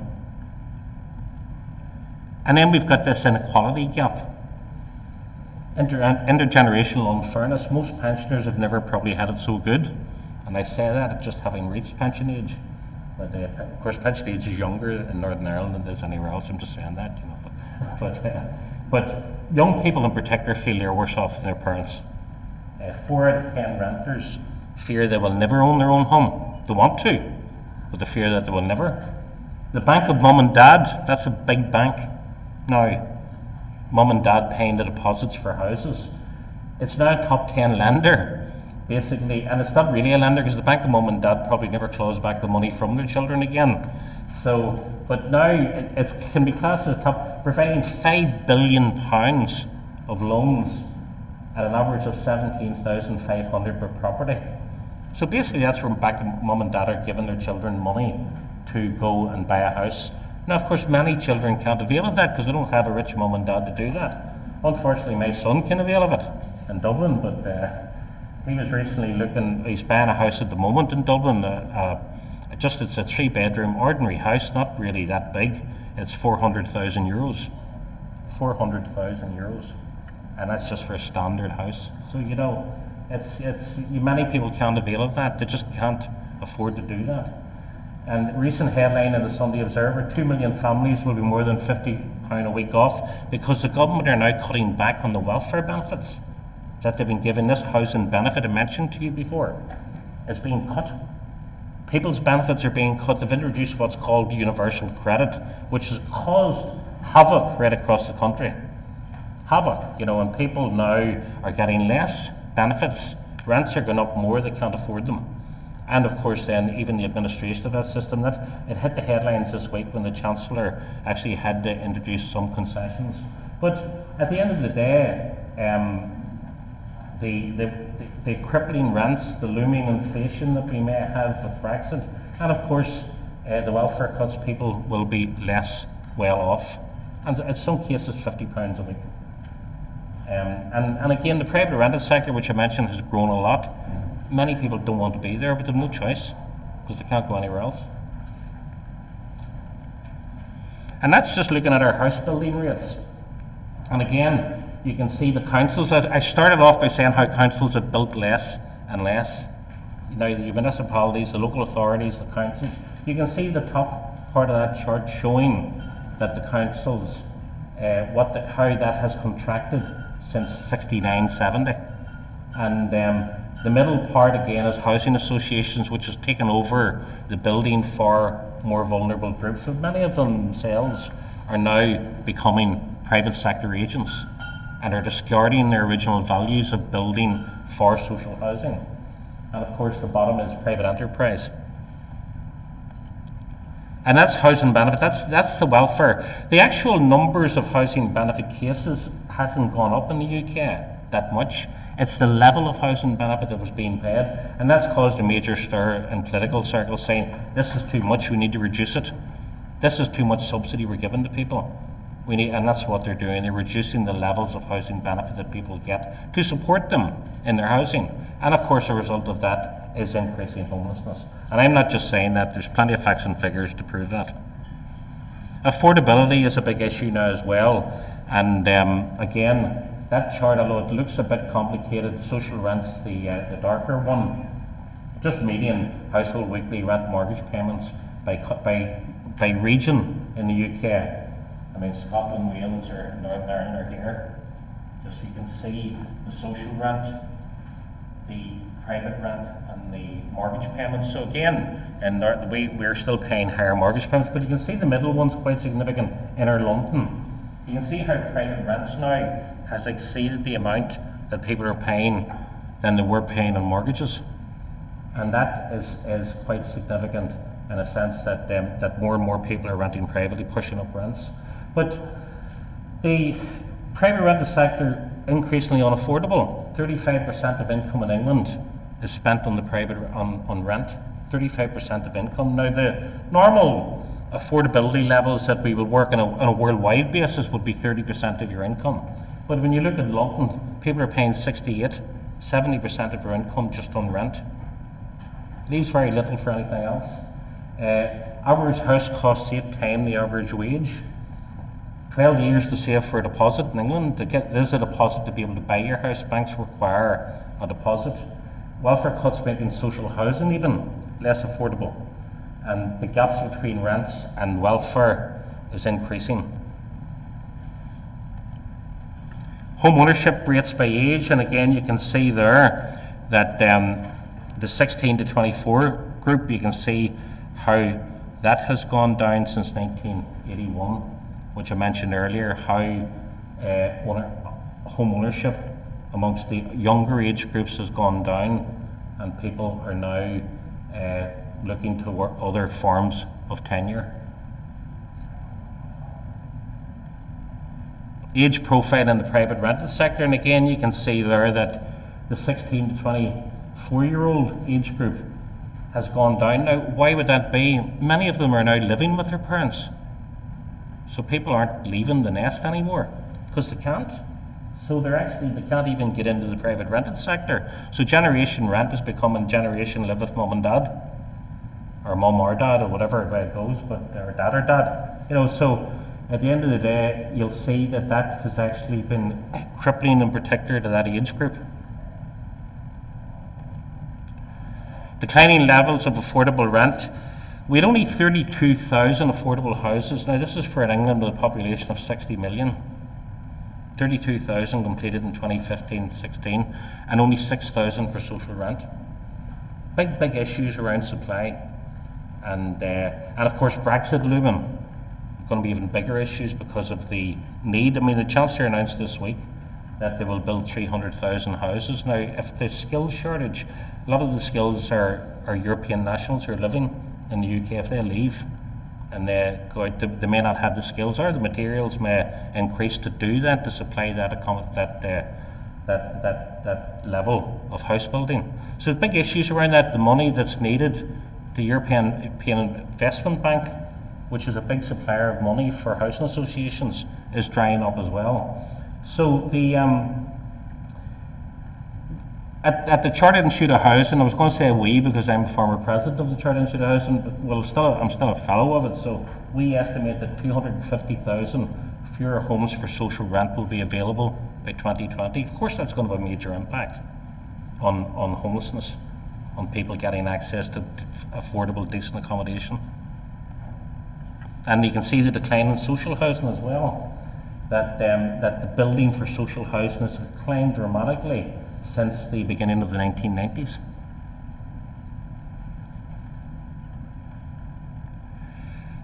So the whole social housing thing is about a changing view by government that social housing should only be a short-term solution, that people living in social housing should be encouraged out of it. When 30, 40 years ago social housing was a viable option for many. I mean, where I grew up in a little 20 prefabs. It was called Tin Town, and I actually did a BBC programme called Tin Town Kids. I presented it. I didn't produce it. I presented a programme called Tin Town Kids. 20 little houses in a place called Armagh in Northern Ireland, and we had teachers, we had lawyers, and we had the unemployed all living in these 20 houses because the rents were low. So although there was social housing, we had a mixture of incomes living there, but that you wouldn't get that now. It'll be 20. Those 20 houses are still there. Most of them are actually bought off through right to buy, through when the government sold off a lot of the stock. But you would find now that it'd be all low-income families living there. So basically, springboard to better things, and even now the government are saying in England that people shouldn't even have security of tenure for life to live in social housing, which they always had, and they could pass that security on to their children and say we can hand a tenancy over here. They're moving now to 3 and 5 year tenancies so as to get people out of social housing. And housing associations are a big issue around the building in England, particularly in England at the moment. You find that they're building now more for this affordable housing, the 80% of rent. And you can see there that the private finance that housing associations are now raising, which is the one on the very right of each of the 3 sets, that housing associations are continually borrowing money to build and getting less and less grant from government. So the HCA would be the government funder, local authority grants very, very low, and now basically they're borrowing money. So they're becoming private entities in order to supply what they call affordable housing. And I suppose many challenges for young people. Young people staying at home with their parents, which I mentioned earlier, well into their 30s as their best housing option. For those who don't have the option of living with their parents, the other options to them are very, very limited. Young people living in social housing, even the level of benefit that they get has been capped for those under 35, so that they don't get enough rent to rent out somewhere on their own. So in many cases they're forced to share or to live with their parents up until 35 years old, which is quite for people having to share housing. And of course, with all the cuts that have been happening, many young social tenants are being affected, and some landlords are considering new options for young people, just renting a room in a house rather than renting a flat or whatever, and giving more advice and mediation services to get people to live together. But there's lots of issues around that. Older people living longer, our healthy life expectancy is not keeping pace, so we're not being as healthy as we would like to be as we grow older. And I mentioned earlier on about 1 in 12 being 80 or over. And of course, living to those ages increases things like dementia, other limiting conditions that require more support. Health and social care services under serious pressure right across the UK, and housing plays an increasingly important part in enabling people to live independently. And we do that in housing now. It's very much more about housing and support, wraparound services. What can you provide to keep someone in their house? And then, of course, assistive technology, effective partnership working are key to keeping people in their homes. Lots of what they call smart houses now, new technology that can, in Glasgow, recently I was looking at a scheme that we have whereby, even the fridge can be monitored as being open, so that if somebody's feeding themselves. You can monitor that somebody's getting out of their bed and so forth. That, I know it sounds like Big Brother, but it gives you an idea if someone's moving around in an apartment or whatever. And just welfare reform, I'll skip that one too much. I've already mentioned about welfare reform. But housing associations, this an increased reliance on their rents, but the rents are getting higher and higher. They're getting less subsidies from government. Many of them are now losing their homes through what the government call right to buy, where people can buy it at a discount, or they're now, whenever a tenancy ends, they're renting them out for this affordable rent rather than social rent. So, because the 80% is better for them, because then they can borrow on the strength of that. But when you look at one housing association, London Peabody, the chair, who I know quite well, building flats worth over £835,000 in a £350 million development in London Hackney, which was about 20 years ago. London Hackney wouldn't have been the nicest place to live in, and now becoming very upmarket. But this is what many associations are doing now. They're building to sell, and then the profits they're making, they're using it to cross-subsidise for the social tenants that they've left. So Peabody are actually selling houses at 835,000, or flats, sorry, at 835,000, and a £350 million development, purely private, very little, no government assistance whatsoever, no regulation on it, and it's now a £140 billion sector. And just looking at the debt, at the moment, £66 billion in debt, housing associations in England, and that is projected to go up to 77 billion in 2021. Now 30% of those loans that they've taken out are all floating loans, are variable. So any increase in interest rates at all, which has started, we had the first increase a few years ago in 10 years, but has started, so that's would have a major effect on those 30%. And now, of course, with Brexit, who knows what's going to happen. But with that amount of debt floating about, it could have a serious impact, and very few people. So I suppose there's lots of things we really need to learn. Grenfell, you've all heard about the fire in London, the Grenfell fire, when all of those people, the 80-odd, were killed. I mean, one of the biggest issues that actually came out of that was that the government wasn't listening to the tenants at all, wasn't listening to what they wanted. And now, as the horse has bolted, as I said, many councils and local authorities are now asking housing associations, what are you doing with your tenants? What have you got? In Glasgow, we have 141 high-rise blocks, 141. So you can imagine the amount of money we have to pay now, even to put sprinkler systems into those that they don't have. Homelessness. Housing is not seen as a human right, which would be very important. It's become financialised. People use it as a commodity. They buy and sell to make profit. They rent out to make profit. It's become less and less a human right for a person, more as some way to make money. And the value that good housing, or the impact it can have on health and well-being. If you have good housing, good support in your community, you have less money you'll be spending on health services, particularly mental health. And also physical disabilities, because people will be living better, they'll be communicating better, and people forget that most governments work in silos.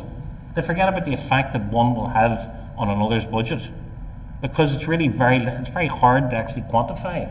So politicians only want short-term solutions. And I mentioned earlier on about adapting the property around the individual, good things around education, but most of our social housing estates have very high unemployment. So house associations are now trying to encourage them to come in and work even with them, or work on building sites or so forth, or to give apprenticeships.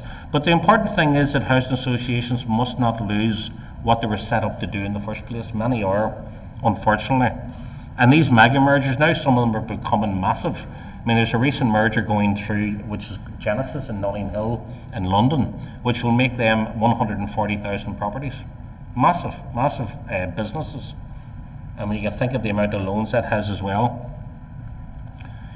So basically, just to finish off, back to our UK and Ireland and Brexit, I suppose. What we're obviously interested is this here. Because that would be the only land frontier that UK has with the EU. So you can imagine the concern that we have in the north and in the south of Ireland about Brexit, and unfortunately it has been overlooked. There's now talk about what they don't want is to go back to what they call a hard border again. Because those of you that will remember the troubles in Northern Ireland, we used to have a very fortified border. And with our Good Friday Agreement, that's gone. We don't have anything at all, nothing. But yet that border is crossed so many times, and there's nothing there. You can see nothing as you drive past it. But there's a fear that that might actually create something again. Now the negotiations are going on around that, and the big issues with the UK at the moment is obviously what their financial commitments are to the EU for budgets up to 2020. The European Investment Bank, which actually lends to housing associations, In Scotland, they just withdrew a £100 million loan that we had negotiated because they said, we don't know in 30 years' time where you'll be. We can't give you a 30-year loan. So if they're doing that, most of them are drying up. They're telling people now, we can't give you any new loans.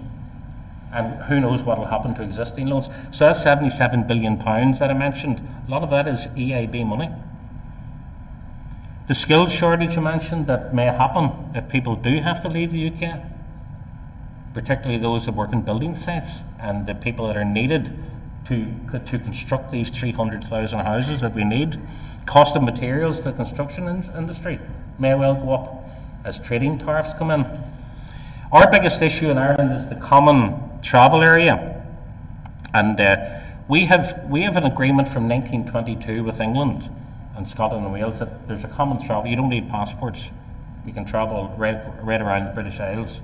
So you don't, when you come from Dublin to, technically you don't need a passport. Some kind they do now more for security than anything else, but you can travel around. There's a freedom of movement. But come the Brexit, they don't know how that common travel area will continue, because at the end of the day you're travelling from Europe to a non-European country. In Northern Ireland now, we have the Minister for Foreign Affairs just said that there's been 180,000 applications for Irish passports from Northern Ireland, many of them who are unionists who actually would fight to stay with Britain, but they're hedging their bets. In England, we've had thousands and thousands of applications for Irish passports of people who have parents or grandparents who are Irish.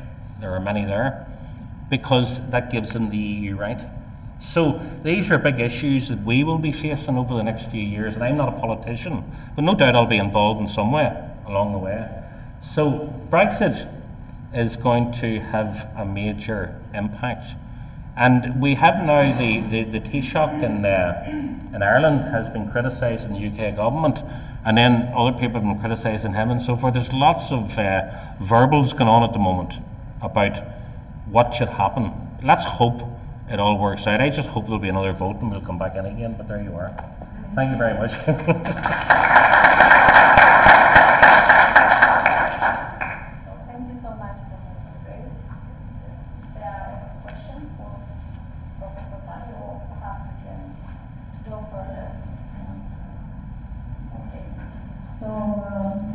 It's very interesting because I remember that you had said about the ownership issue. So it's quite different in Romania, and the social housing aspects are much more similar than we believe. Okay, so let's go further on with the senior lecturer Valentina, which is here with me.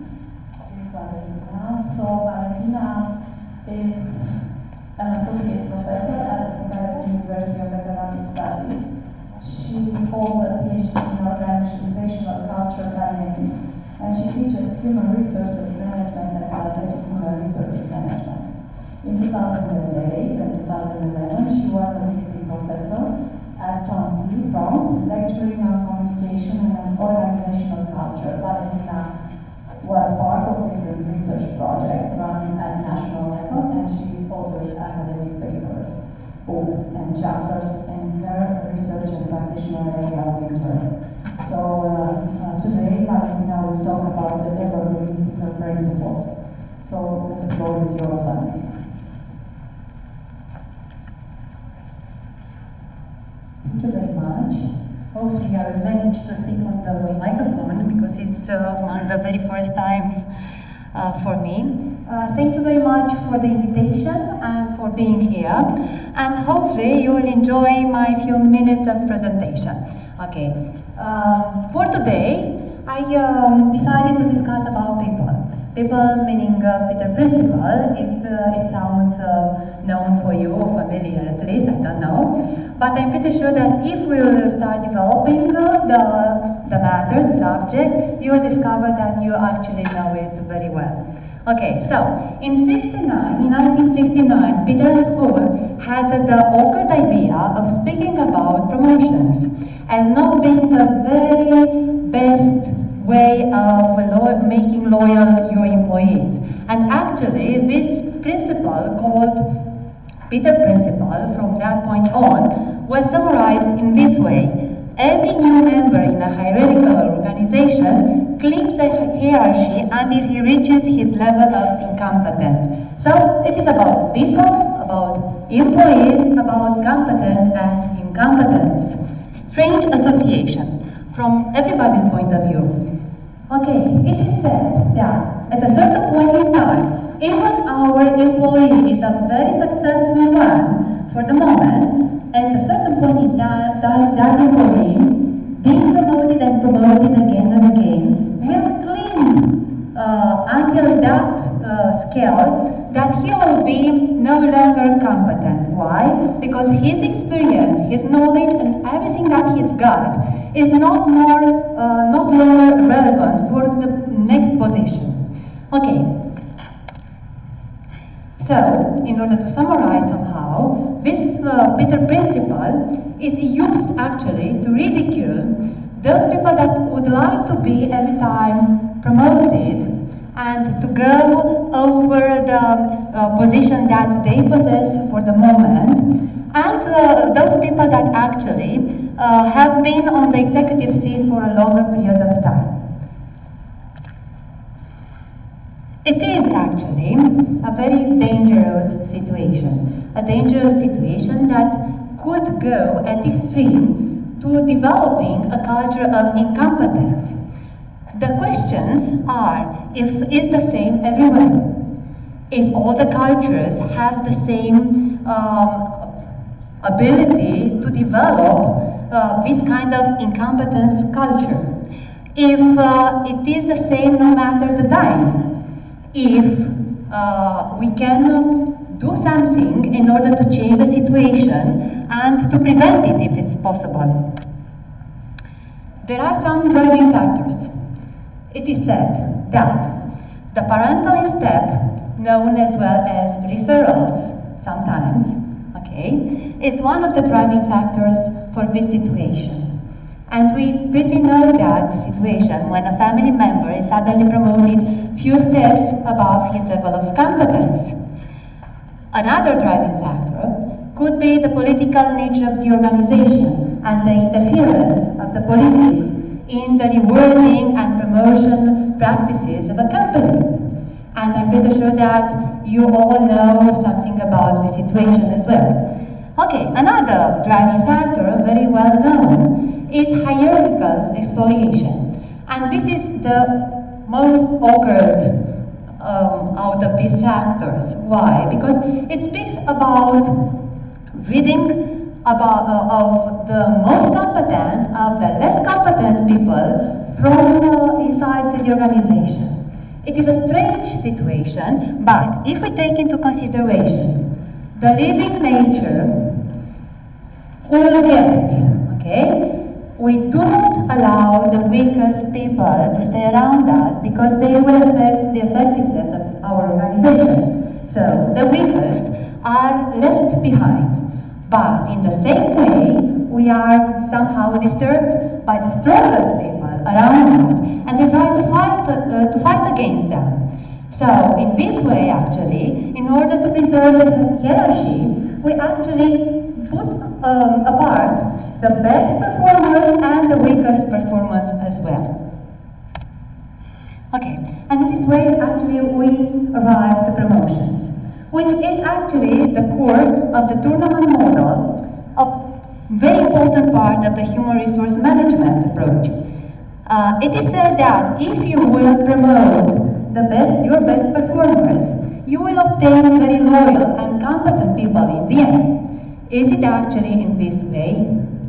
Or maybe you will get a competition among your employees for obtaining rewards, benefits, and promotion in the end. And the quality will be affected. Okay, so, is it a singular phenomenon?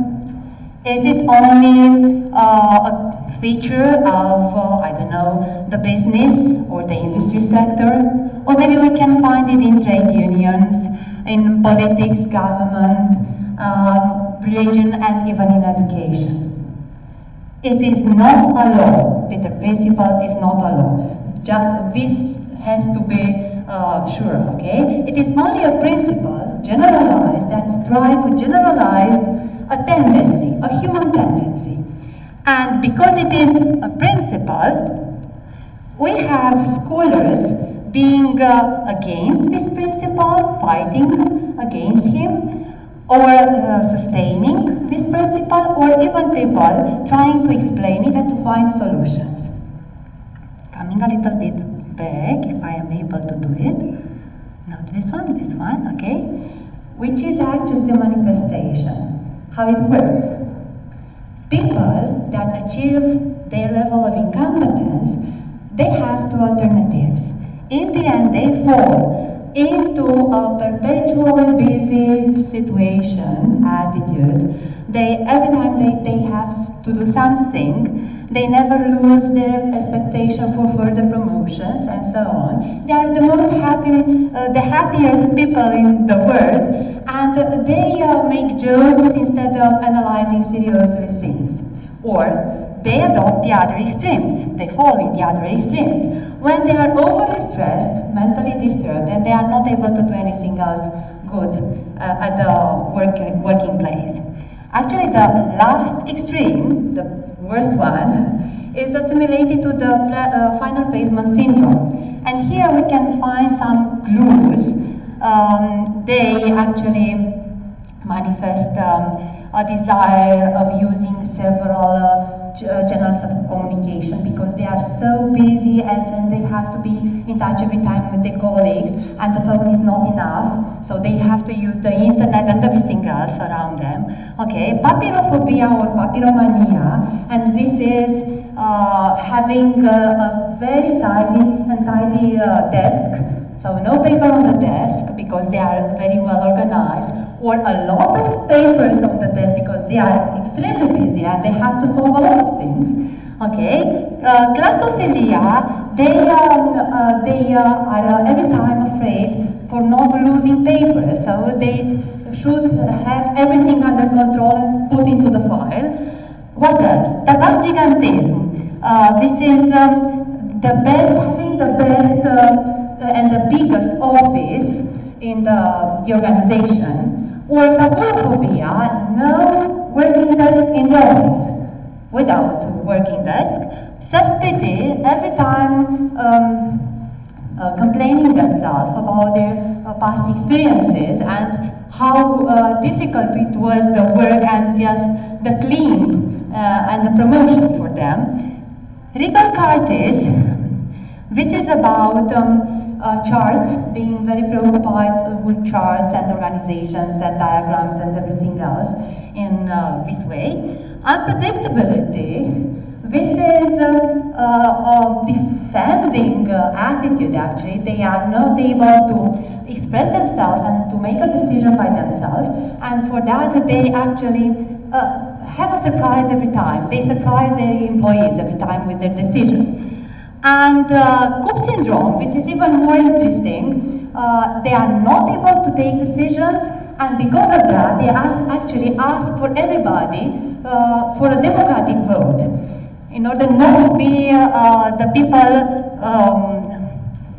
in charge with the decision.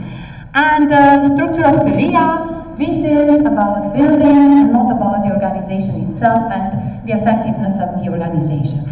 So we have the conscious or unconscious incompetence, more or less conscious incompetence, and we have in the same time the possibility to fall into the deliberate incompetence. And this I find it even more dangerous because these people actually prefer not to work, so they are happy to be promoted. They do not want to work from that point on sincerely and effectively, and for a good work they actually require a better payment.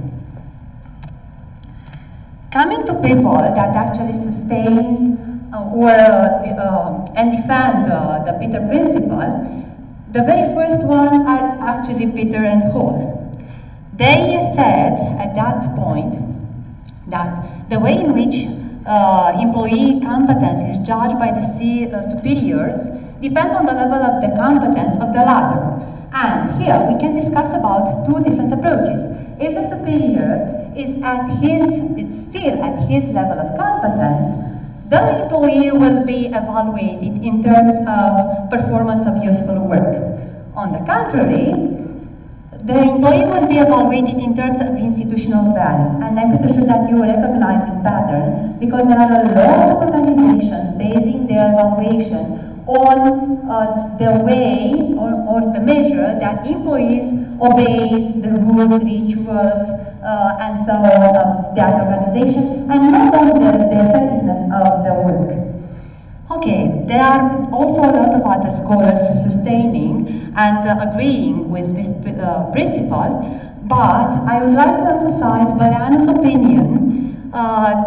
He stated in 2007 that inside any organization there are groups, different groups with different goals, and they fight actually each other in order to promote one of them who will be able further on to achieve the group's interests and goals. And because of that, that person achieving that level will be, from the other's point of view, seen as incompetent.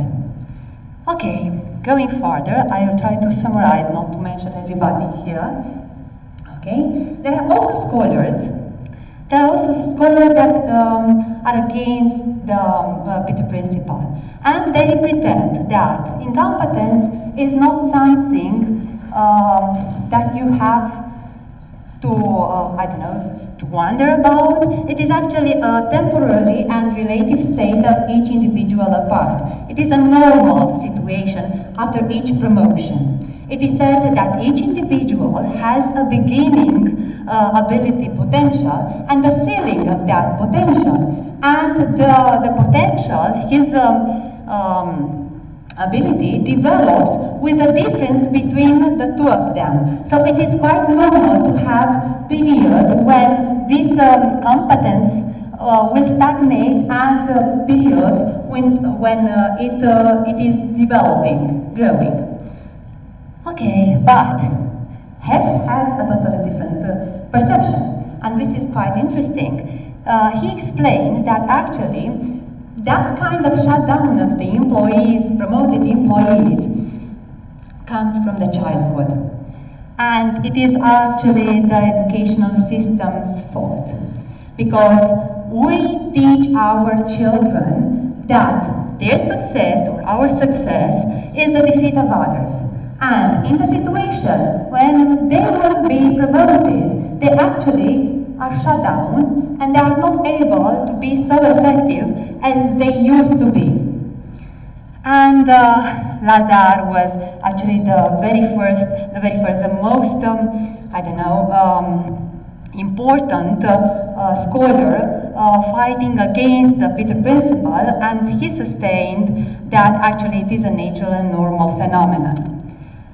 Okay, there are also scholars that consider that we can find solutions for this manifestation by using trainings, by reconsidering the organizational charts, and involving our employees into the decision-making process, or actually finding more effective and relevant promotion criteria.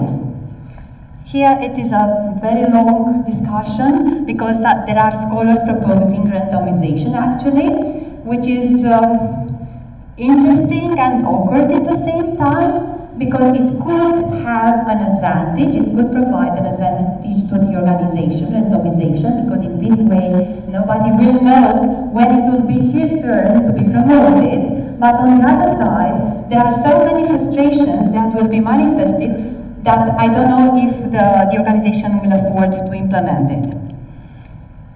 Techniques of dealing with the manifestation of Peter Principle. So, besides the fact that this principle was and is still studied,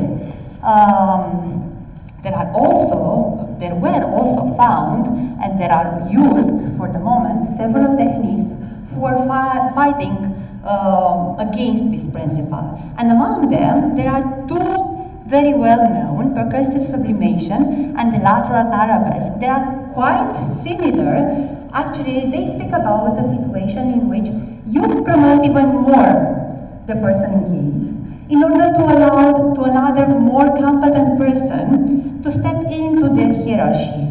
In this way, you will have a more effective organization because that person, the better promoted one, won't be so involved into the decision-making process. Okay, I will try to, okay. It is an interesting principle, okay, but the perception is that it is outdated and occurs elsewhere, not here. We are not affected by it. It is, however, unavoidable, and it is thought as being under controlled phenomenon. So, in the end, if all of these are true, what's the struggle for? Do we have to consume our energy in order to understand it, to study it, and to find, I don't know, what kind of fancy solutions to defend our organization? Okay, so we have a very effective employee and a not so effective one. Okay, if you are not, both of them are evaluated in terms of performance of useful work. Okay, if you are not doing well, you won't be promoted. Okay, which is the result? The result will be bungling the job, frustrating your co-workers, and actually eroding the effectiveness of the company. The other one, being competent, he will get promotion, and if he gets promotion, it will be possible to face some incompetencies in terms of what? Professional, physical, mental, even social, emotional or ethical issues. The same is with the parental instinct, okay? So the same possible incompetencies will be faced even in that situation. The effect is that in times the evaluation will turn from the performance of useful work to institutional values, and the result will be more frustrated employees, even more eroded organizational effectiveness. What else? In time, the capacity of independently judging of your employees will be affected, and moreover, you will achieve a situation of hierarchical situation, which will lead again to that kind of evaluation. It will be a closed loop, okay, with institutional values in the very first place. So, what to do? From our point of view, managers should understand something, that an employee, effective or not, does not leave actually the organization, but the leader. What else? That people are more effective if they actually do the thing that they are good to. So, they have to take that into consideration. People tend to improve their own activity if they see the other co-workers as being fairly rewarded. And the hierarchy kills competence. So maybe to reconsider the very tall hierarchies and to go for a more flat one. Sorry. Okay, people get involved in stable times and circumstances. Otherwise, they go panic and troubled. So you have to provide them with stable environment. Just surpassing others does not prove the quality of your organization. And first of all, you have not to forget about self-awareness. What to consider in this respect, okay? In the same vein, you should be a leader and not only a manager.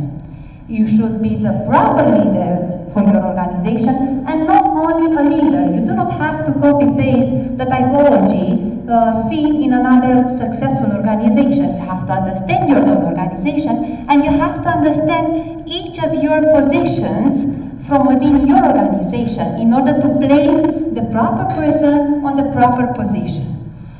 You have to think carefully to the promotion criteria and not just to promote people because they were effective on the previous position. And actually you have to avoid excessive bureaucratization, and maybe it won't be a nonsense to look for worthwhile achieving worthwhile and lasting things, and not just to have that success that could be vanished in few months or years. And just 2 slides. Okay, coming back to the topic of this conference. Okay, I would like to justify somehow my choice for Peter Principle, and not to provide you with pieces of advices, but actually to open some questions, and to invite you to reflect on them. Is there a specific human profile needed for successfully implementing the circular economy?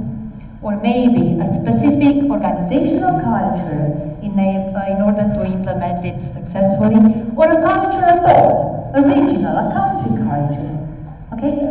Have you ever thought about the time when this concept was actually conceived? There has been several decades, I think, and only now people are so interested and keen on finding more about this concept. So maybe we have a problem with people and with the people that would be able to lead us actually further. It is said that little strokes fell great oaks, isn't it?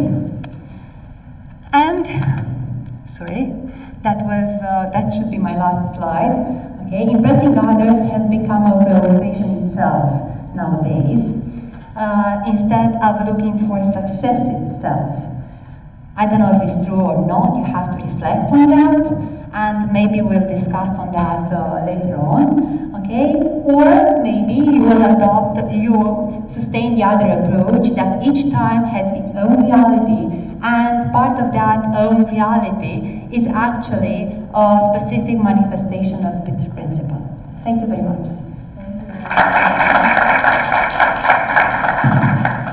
Thank you so much for your inspiring presentation. Actually, when you are talking, I just think what to stand for, for the principle. So, there are any questions for Valentina? For the moment. I'm really, maybe you accept a small comment and perhaps a question. I was struck by the Peter Principle representation. So you can go as far you reach your confidence. But if we look a little bit on career path that you project yourself, it's not need to go up to be happy. Yeah? I need to be successful. How up can we go? Yeah? So I'm limited. I know my limits. So I don't go in a company where I'm not able to perform. So basically, when people are promoted, they are promoted basically on their previous experience, previous success. That they should be able to do it from that point on. And this doesn't guarantee that they will be able to do it from that point on, okay, to be successful on the second position. And related to the previous remark, okay, there are companies or organizations, let's say, that do not allow you just to stay on the same level forever. They push you and pull you somehow. You have to be part of one group or the other one, okay? So you will have to decide if you will leave in the end or you will go with the flow. This is the general perception, not necessarily mine. Okay, so it's depending on your own goals in terms of what you would like to achieve and what it means for you success. Success means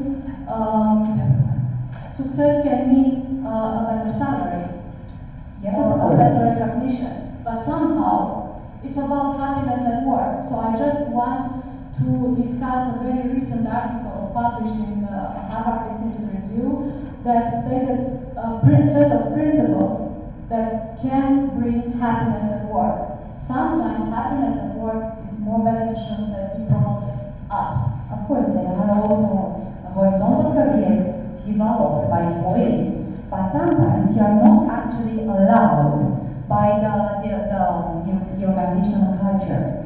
So just to stay and to be a very effective horizontal employee, you know. I'm going to pass the microphone to Professor We have a question Suji. here. Yes. It's not a question, it's just, I did not want to ask any question, but since you have a very nice debate here, I just want to be at least, I know time management is quite difficult, but there is also a distinguished philosophy taking into account career management and development, which is not only like we perceive it in Romania traditionally, it's not only an individual problem.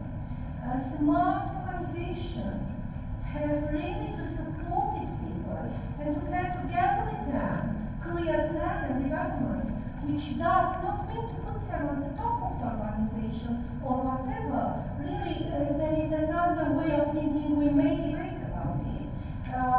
This kind of principle is applied mostly in traditional organizations, but the ones that are knowledge-based, innovative-based, are really looking for this joining perspective, where the organization is supporting and they are really experts in, I know Valentina is supporting this vision because you are colleagues and friends and why not? I just wanted to complete the vision she decided today to put. In a way, it belongs to the circular economy because it's high time to do something in changing mentality. It's a problem of changing mentality, even looking for career paths. Thank you so much. It was just a comment that's always brief. There are any other questions or comments? Just feedback, it means something. That has one. Yeah, no, I don't need microphone. I was just wondering, like, human profile, does it actually need to be knowledge and talent management as part of the organization? And also, in line with this thing, do you need actually gender profile, like how you balance the gender? Is anything related to, male, female, male? Actually, we can even develop an analysis from this point of view, from the gender's point of view, from the talent management point of view, but you can take into consideration even some psychological features such as the level of Machiavellianism, the locus of control of each individual at heart, the self-awareness level, and so on. So we can develop the discussion a lot. So besides the fact that there is something native inside of each person, you can get some other extra features in terms of talents from the outside. So if you want to have a very complete profile, you have to take everything into consideration. If you just want to focus yourself on something which is more effective or relevant for your organization, you just have to go for the talent management or the gender if it is an important issue for your organization. Thank you so much for the questions. If there are any? No. So we can go further on with our next speaker, invited speaker, is about Professor Draganovic from University Business Academy, Novi Sad in Serbia. I hold a lot of good memories, nice memories of Novi Sad actually. So thank you for coming. Professor Ilic is professor in the Faculty of Economic and Engineering Management, University of Business Academy. He is the head of Office for International Cooperation and Vice Dean for Science and International Cooperation, which is quite interesting in terms of future cooperation. He teaches subjects in field of marketing, logistics, and communication. He's in charge of marketing campaigns for students enrollment. So not only a theoretician, but also a practitioner. He will discuss very closely with the previous paper. He will discuss about brain drain, proposing factors and consequences. Actually, please, you have the floor.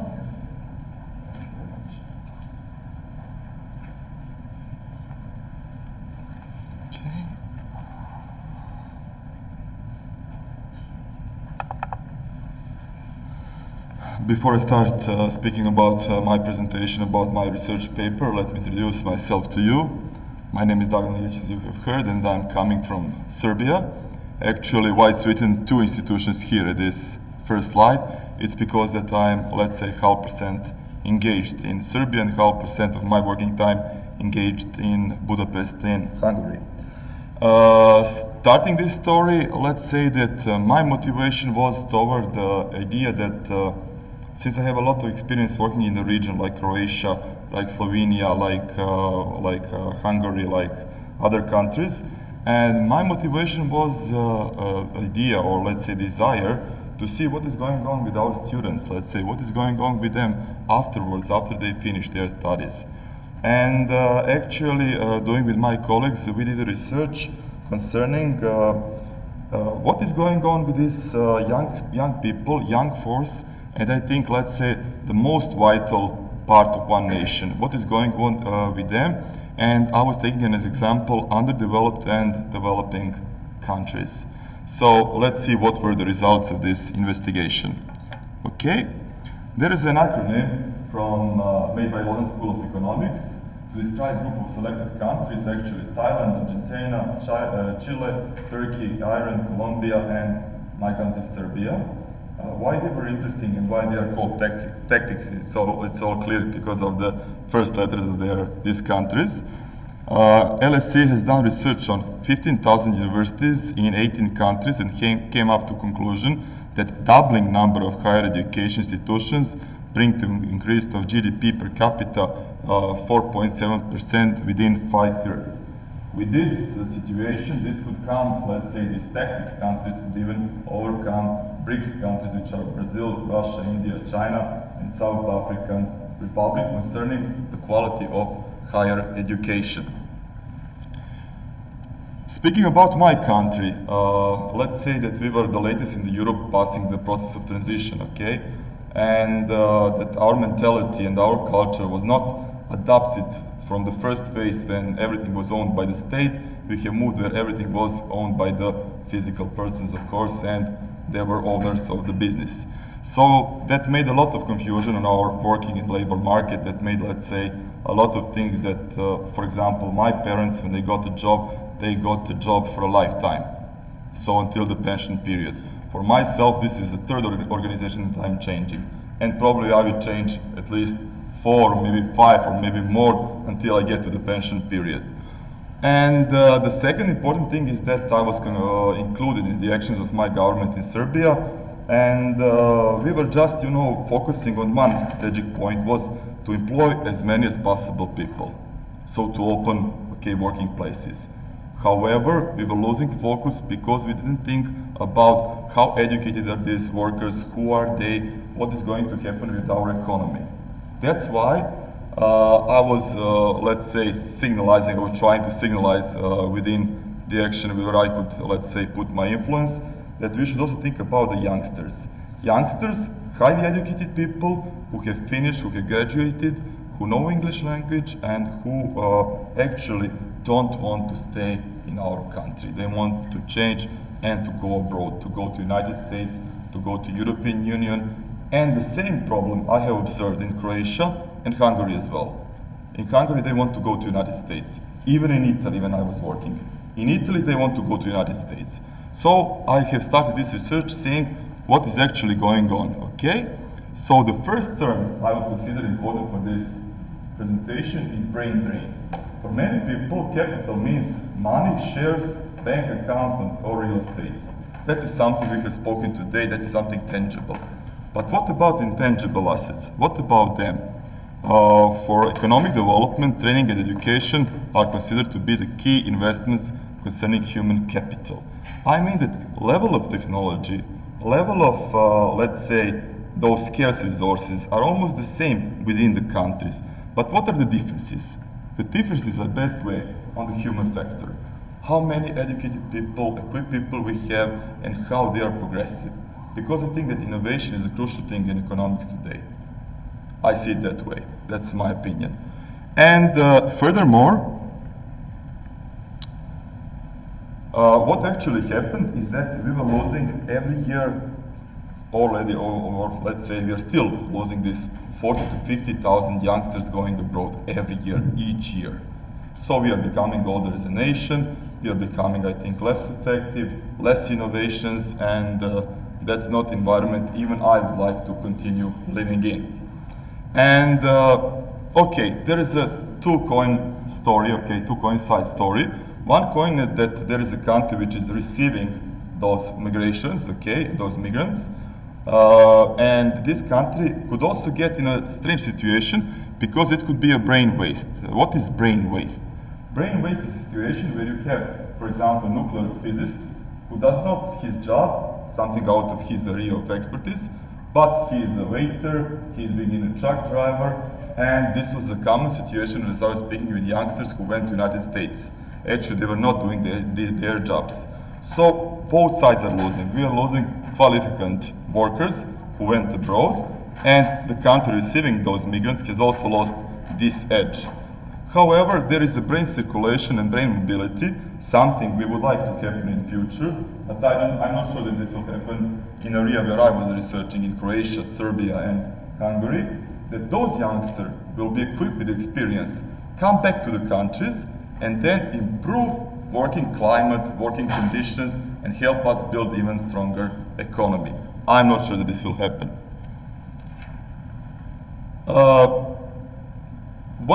When speaking about the total number of highly educated individuals, migration is easy to spot that it's rapidly increasing, and the brain drain issues should be taken very seriously, especially in underdeveloped and developing countries.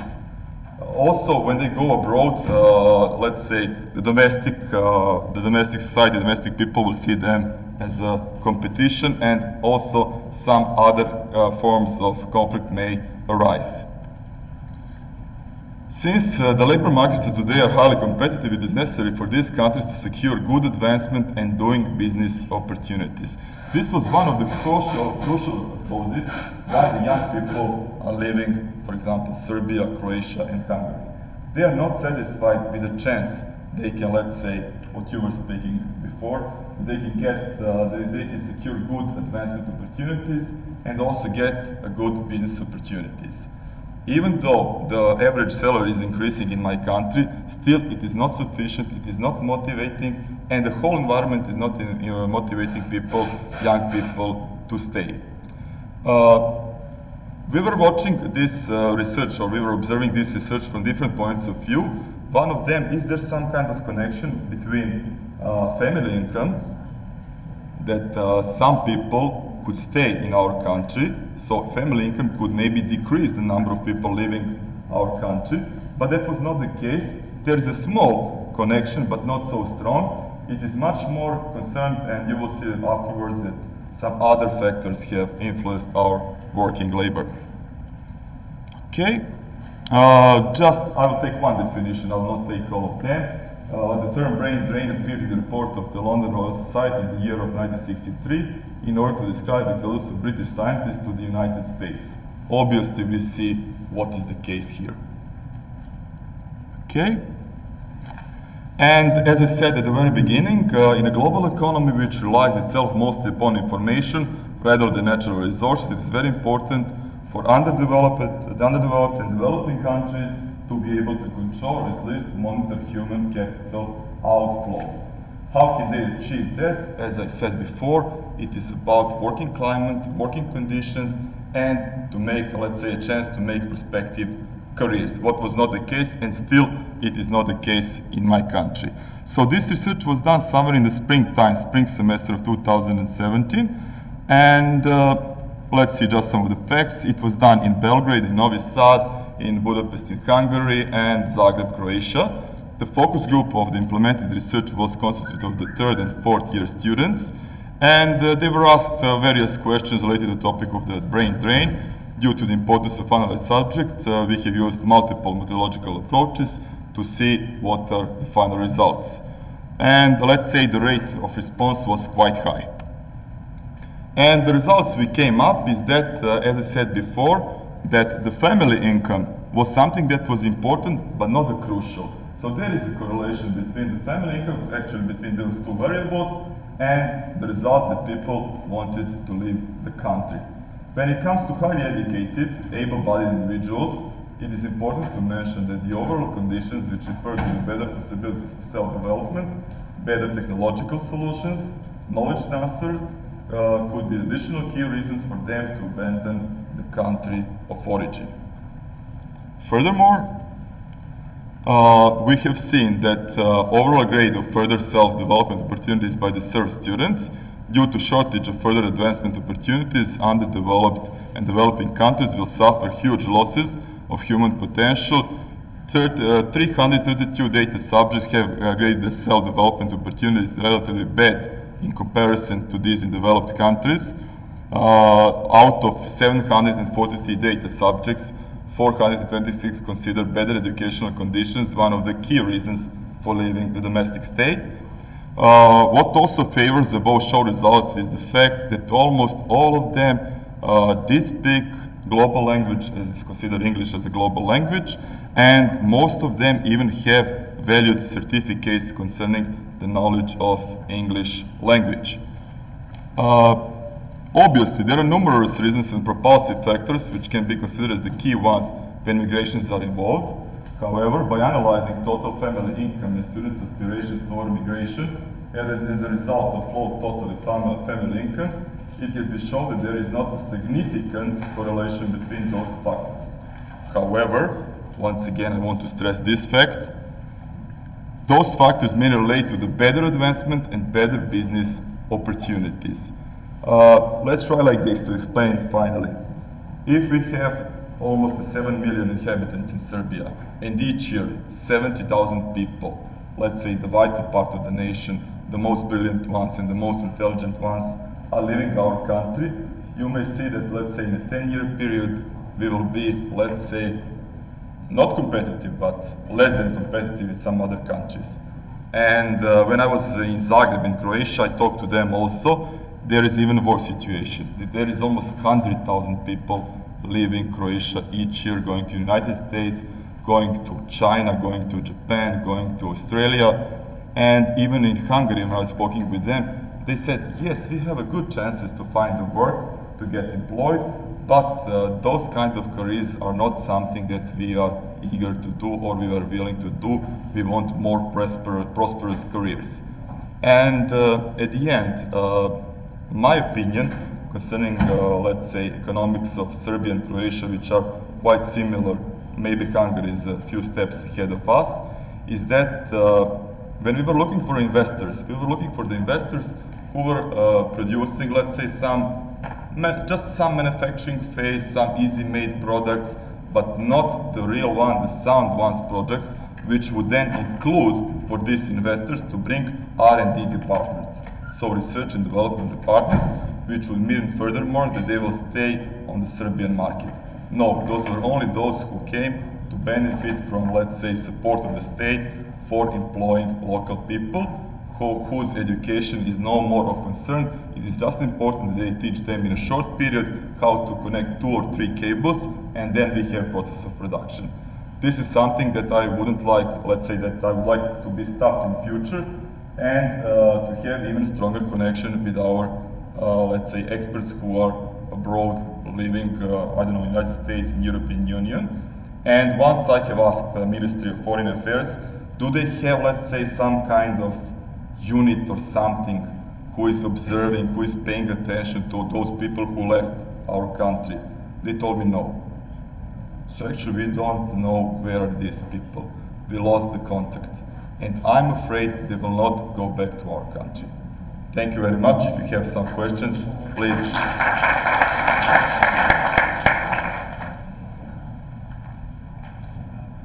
Just one brief comment. Mm-hmm.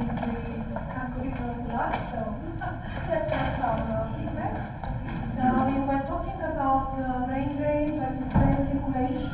Yes. You were talking about the perspectives that the people from your country are knowing very well English and there's no cultural barrier or language barrier. My comment is not necessarily a question, they are just trying to get dialogue. About the cultural sensitivity, because for instance, it's a little more harder to, and I'm quite aware, I do agree with you, there is not such a thing like like us, I totally agree with you. But on the other side, we have to be quite aware about the fact that Greece and Serbia is coming for specific sort of cultural value, cultural norms, even religion, values, which are different from the other country. So just knowing a language like English doesn't open up the door for really developing a career or whatever, because it's not only they are leaving their countries, same for Romania, it's not just in Serbia, but what kind of jobs are they getting there? They are indeed getting higher wage, but are they really doing their jobs, meaning are they using their qualification? Are they really in a good position? I talked about that. So you talk about human capital. Yes, indeed, I mentioned previously, it's not about me and you. It's about the fact that they lose their human capital. And Serbia, Romania are investing in this education. For instance, in our case, there are a lot of physicians, a lot of medicine graduates, and this is 6 years plus 3 years.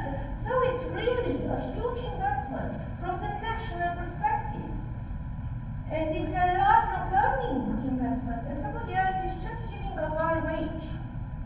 And I really doubt, so this is really not something to be solved now, but I have done. We are working both in an international university, so we really communicate with students from abroad. Like you also, I have been a visiting professor, also in Arabian countries, which is something. So I should have first were real. I was in the American University of Cairo, but it was not the problem I was knowing English. I had to adopt my program to the fact they need to pray 5 times a day, and I totally have full respect for that. So this is even in a profession like ours, it is not such easy. So something I learned before going as a visiting professor. 1 year I was trained just for intersensitivity dialogue.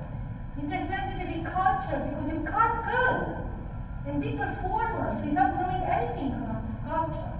And this is also one career they can't adopt so frequently. They might want to come back, so maybe we are talking about brain drain, but the real reason sometimes is just a pecuniary one. They go just for getting high wage, and we have a problem. And we have to come back to our education and really invest in that. Change a little attitude. How can we do that? One way, I'm just having a suggestion for joining us. For instance, Serbia and Romania, we have a huge history of cooperation. It's one of the best neighbors we have. I'm saying for the border. It's lovely. Why not develop some neighborhood communities? To develop some projects, common projects for our people. To let them have nice jobs. To enjoy friendship, to stay with their family, to keep together, to be performant, because why not? We could do. Next we can get to training, whatever. We can develop further some brain circulation, but we still have to do. It's our responsibility, not just to completely invest in their education they leave, and somebody take benefits on our investment. What are we doing? And in little communities, partnering up like we said from the very beginning, the first speaker, why not we can do something? That's an invitation of cooperation. It was not a question, just something challenging. Why not? You develop a cooperation with Hungary. Okay, let's come to Bucharest and not only to Romania. To be sure, it's much more close to Serbia. Thank you very much for this great comment. And I just want to say that, let's say, during my education period, I was living in Italy, I was living in Germany, I was living in Slovenia, in Austria. And then I decided one day that I want to go back. But 10 years after, since I left my country, I came back. And what I saw is that most of my friends, or let's say from the high school period, are not anymore there. And that was so disappointing for me. And I would really, let's say, with a warm heart accept your suggestion. And this is the reason why I came to Hungary. I came to Romania and to Bucharest. I want to see this place and how things are going on here. Thank you very much. Thank you so much. It was a very interesting topic. Actually, we struggle with the same problem. Now it's time for some kind of organizational announcements. First of all, we have had a lunch buffet in the ground floor. It's Corso, it's the restaurant named Corso. At 2 o'clock, we will come back for panel sessions. One of the panels will take place here, Rapsodia Room, and is chaired by Liliana. Okay, she is now here. The second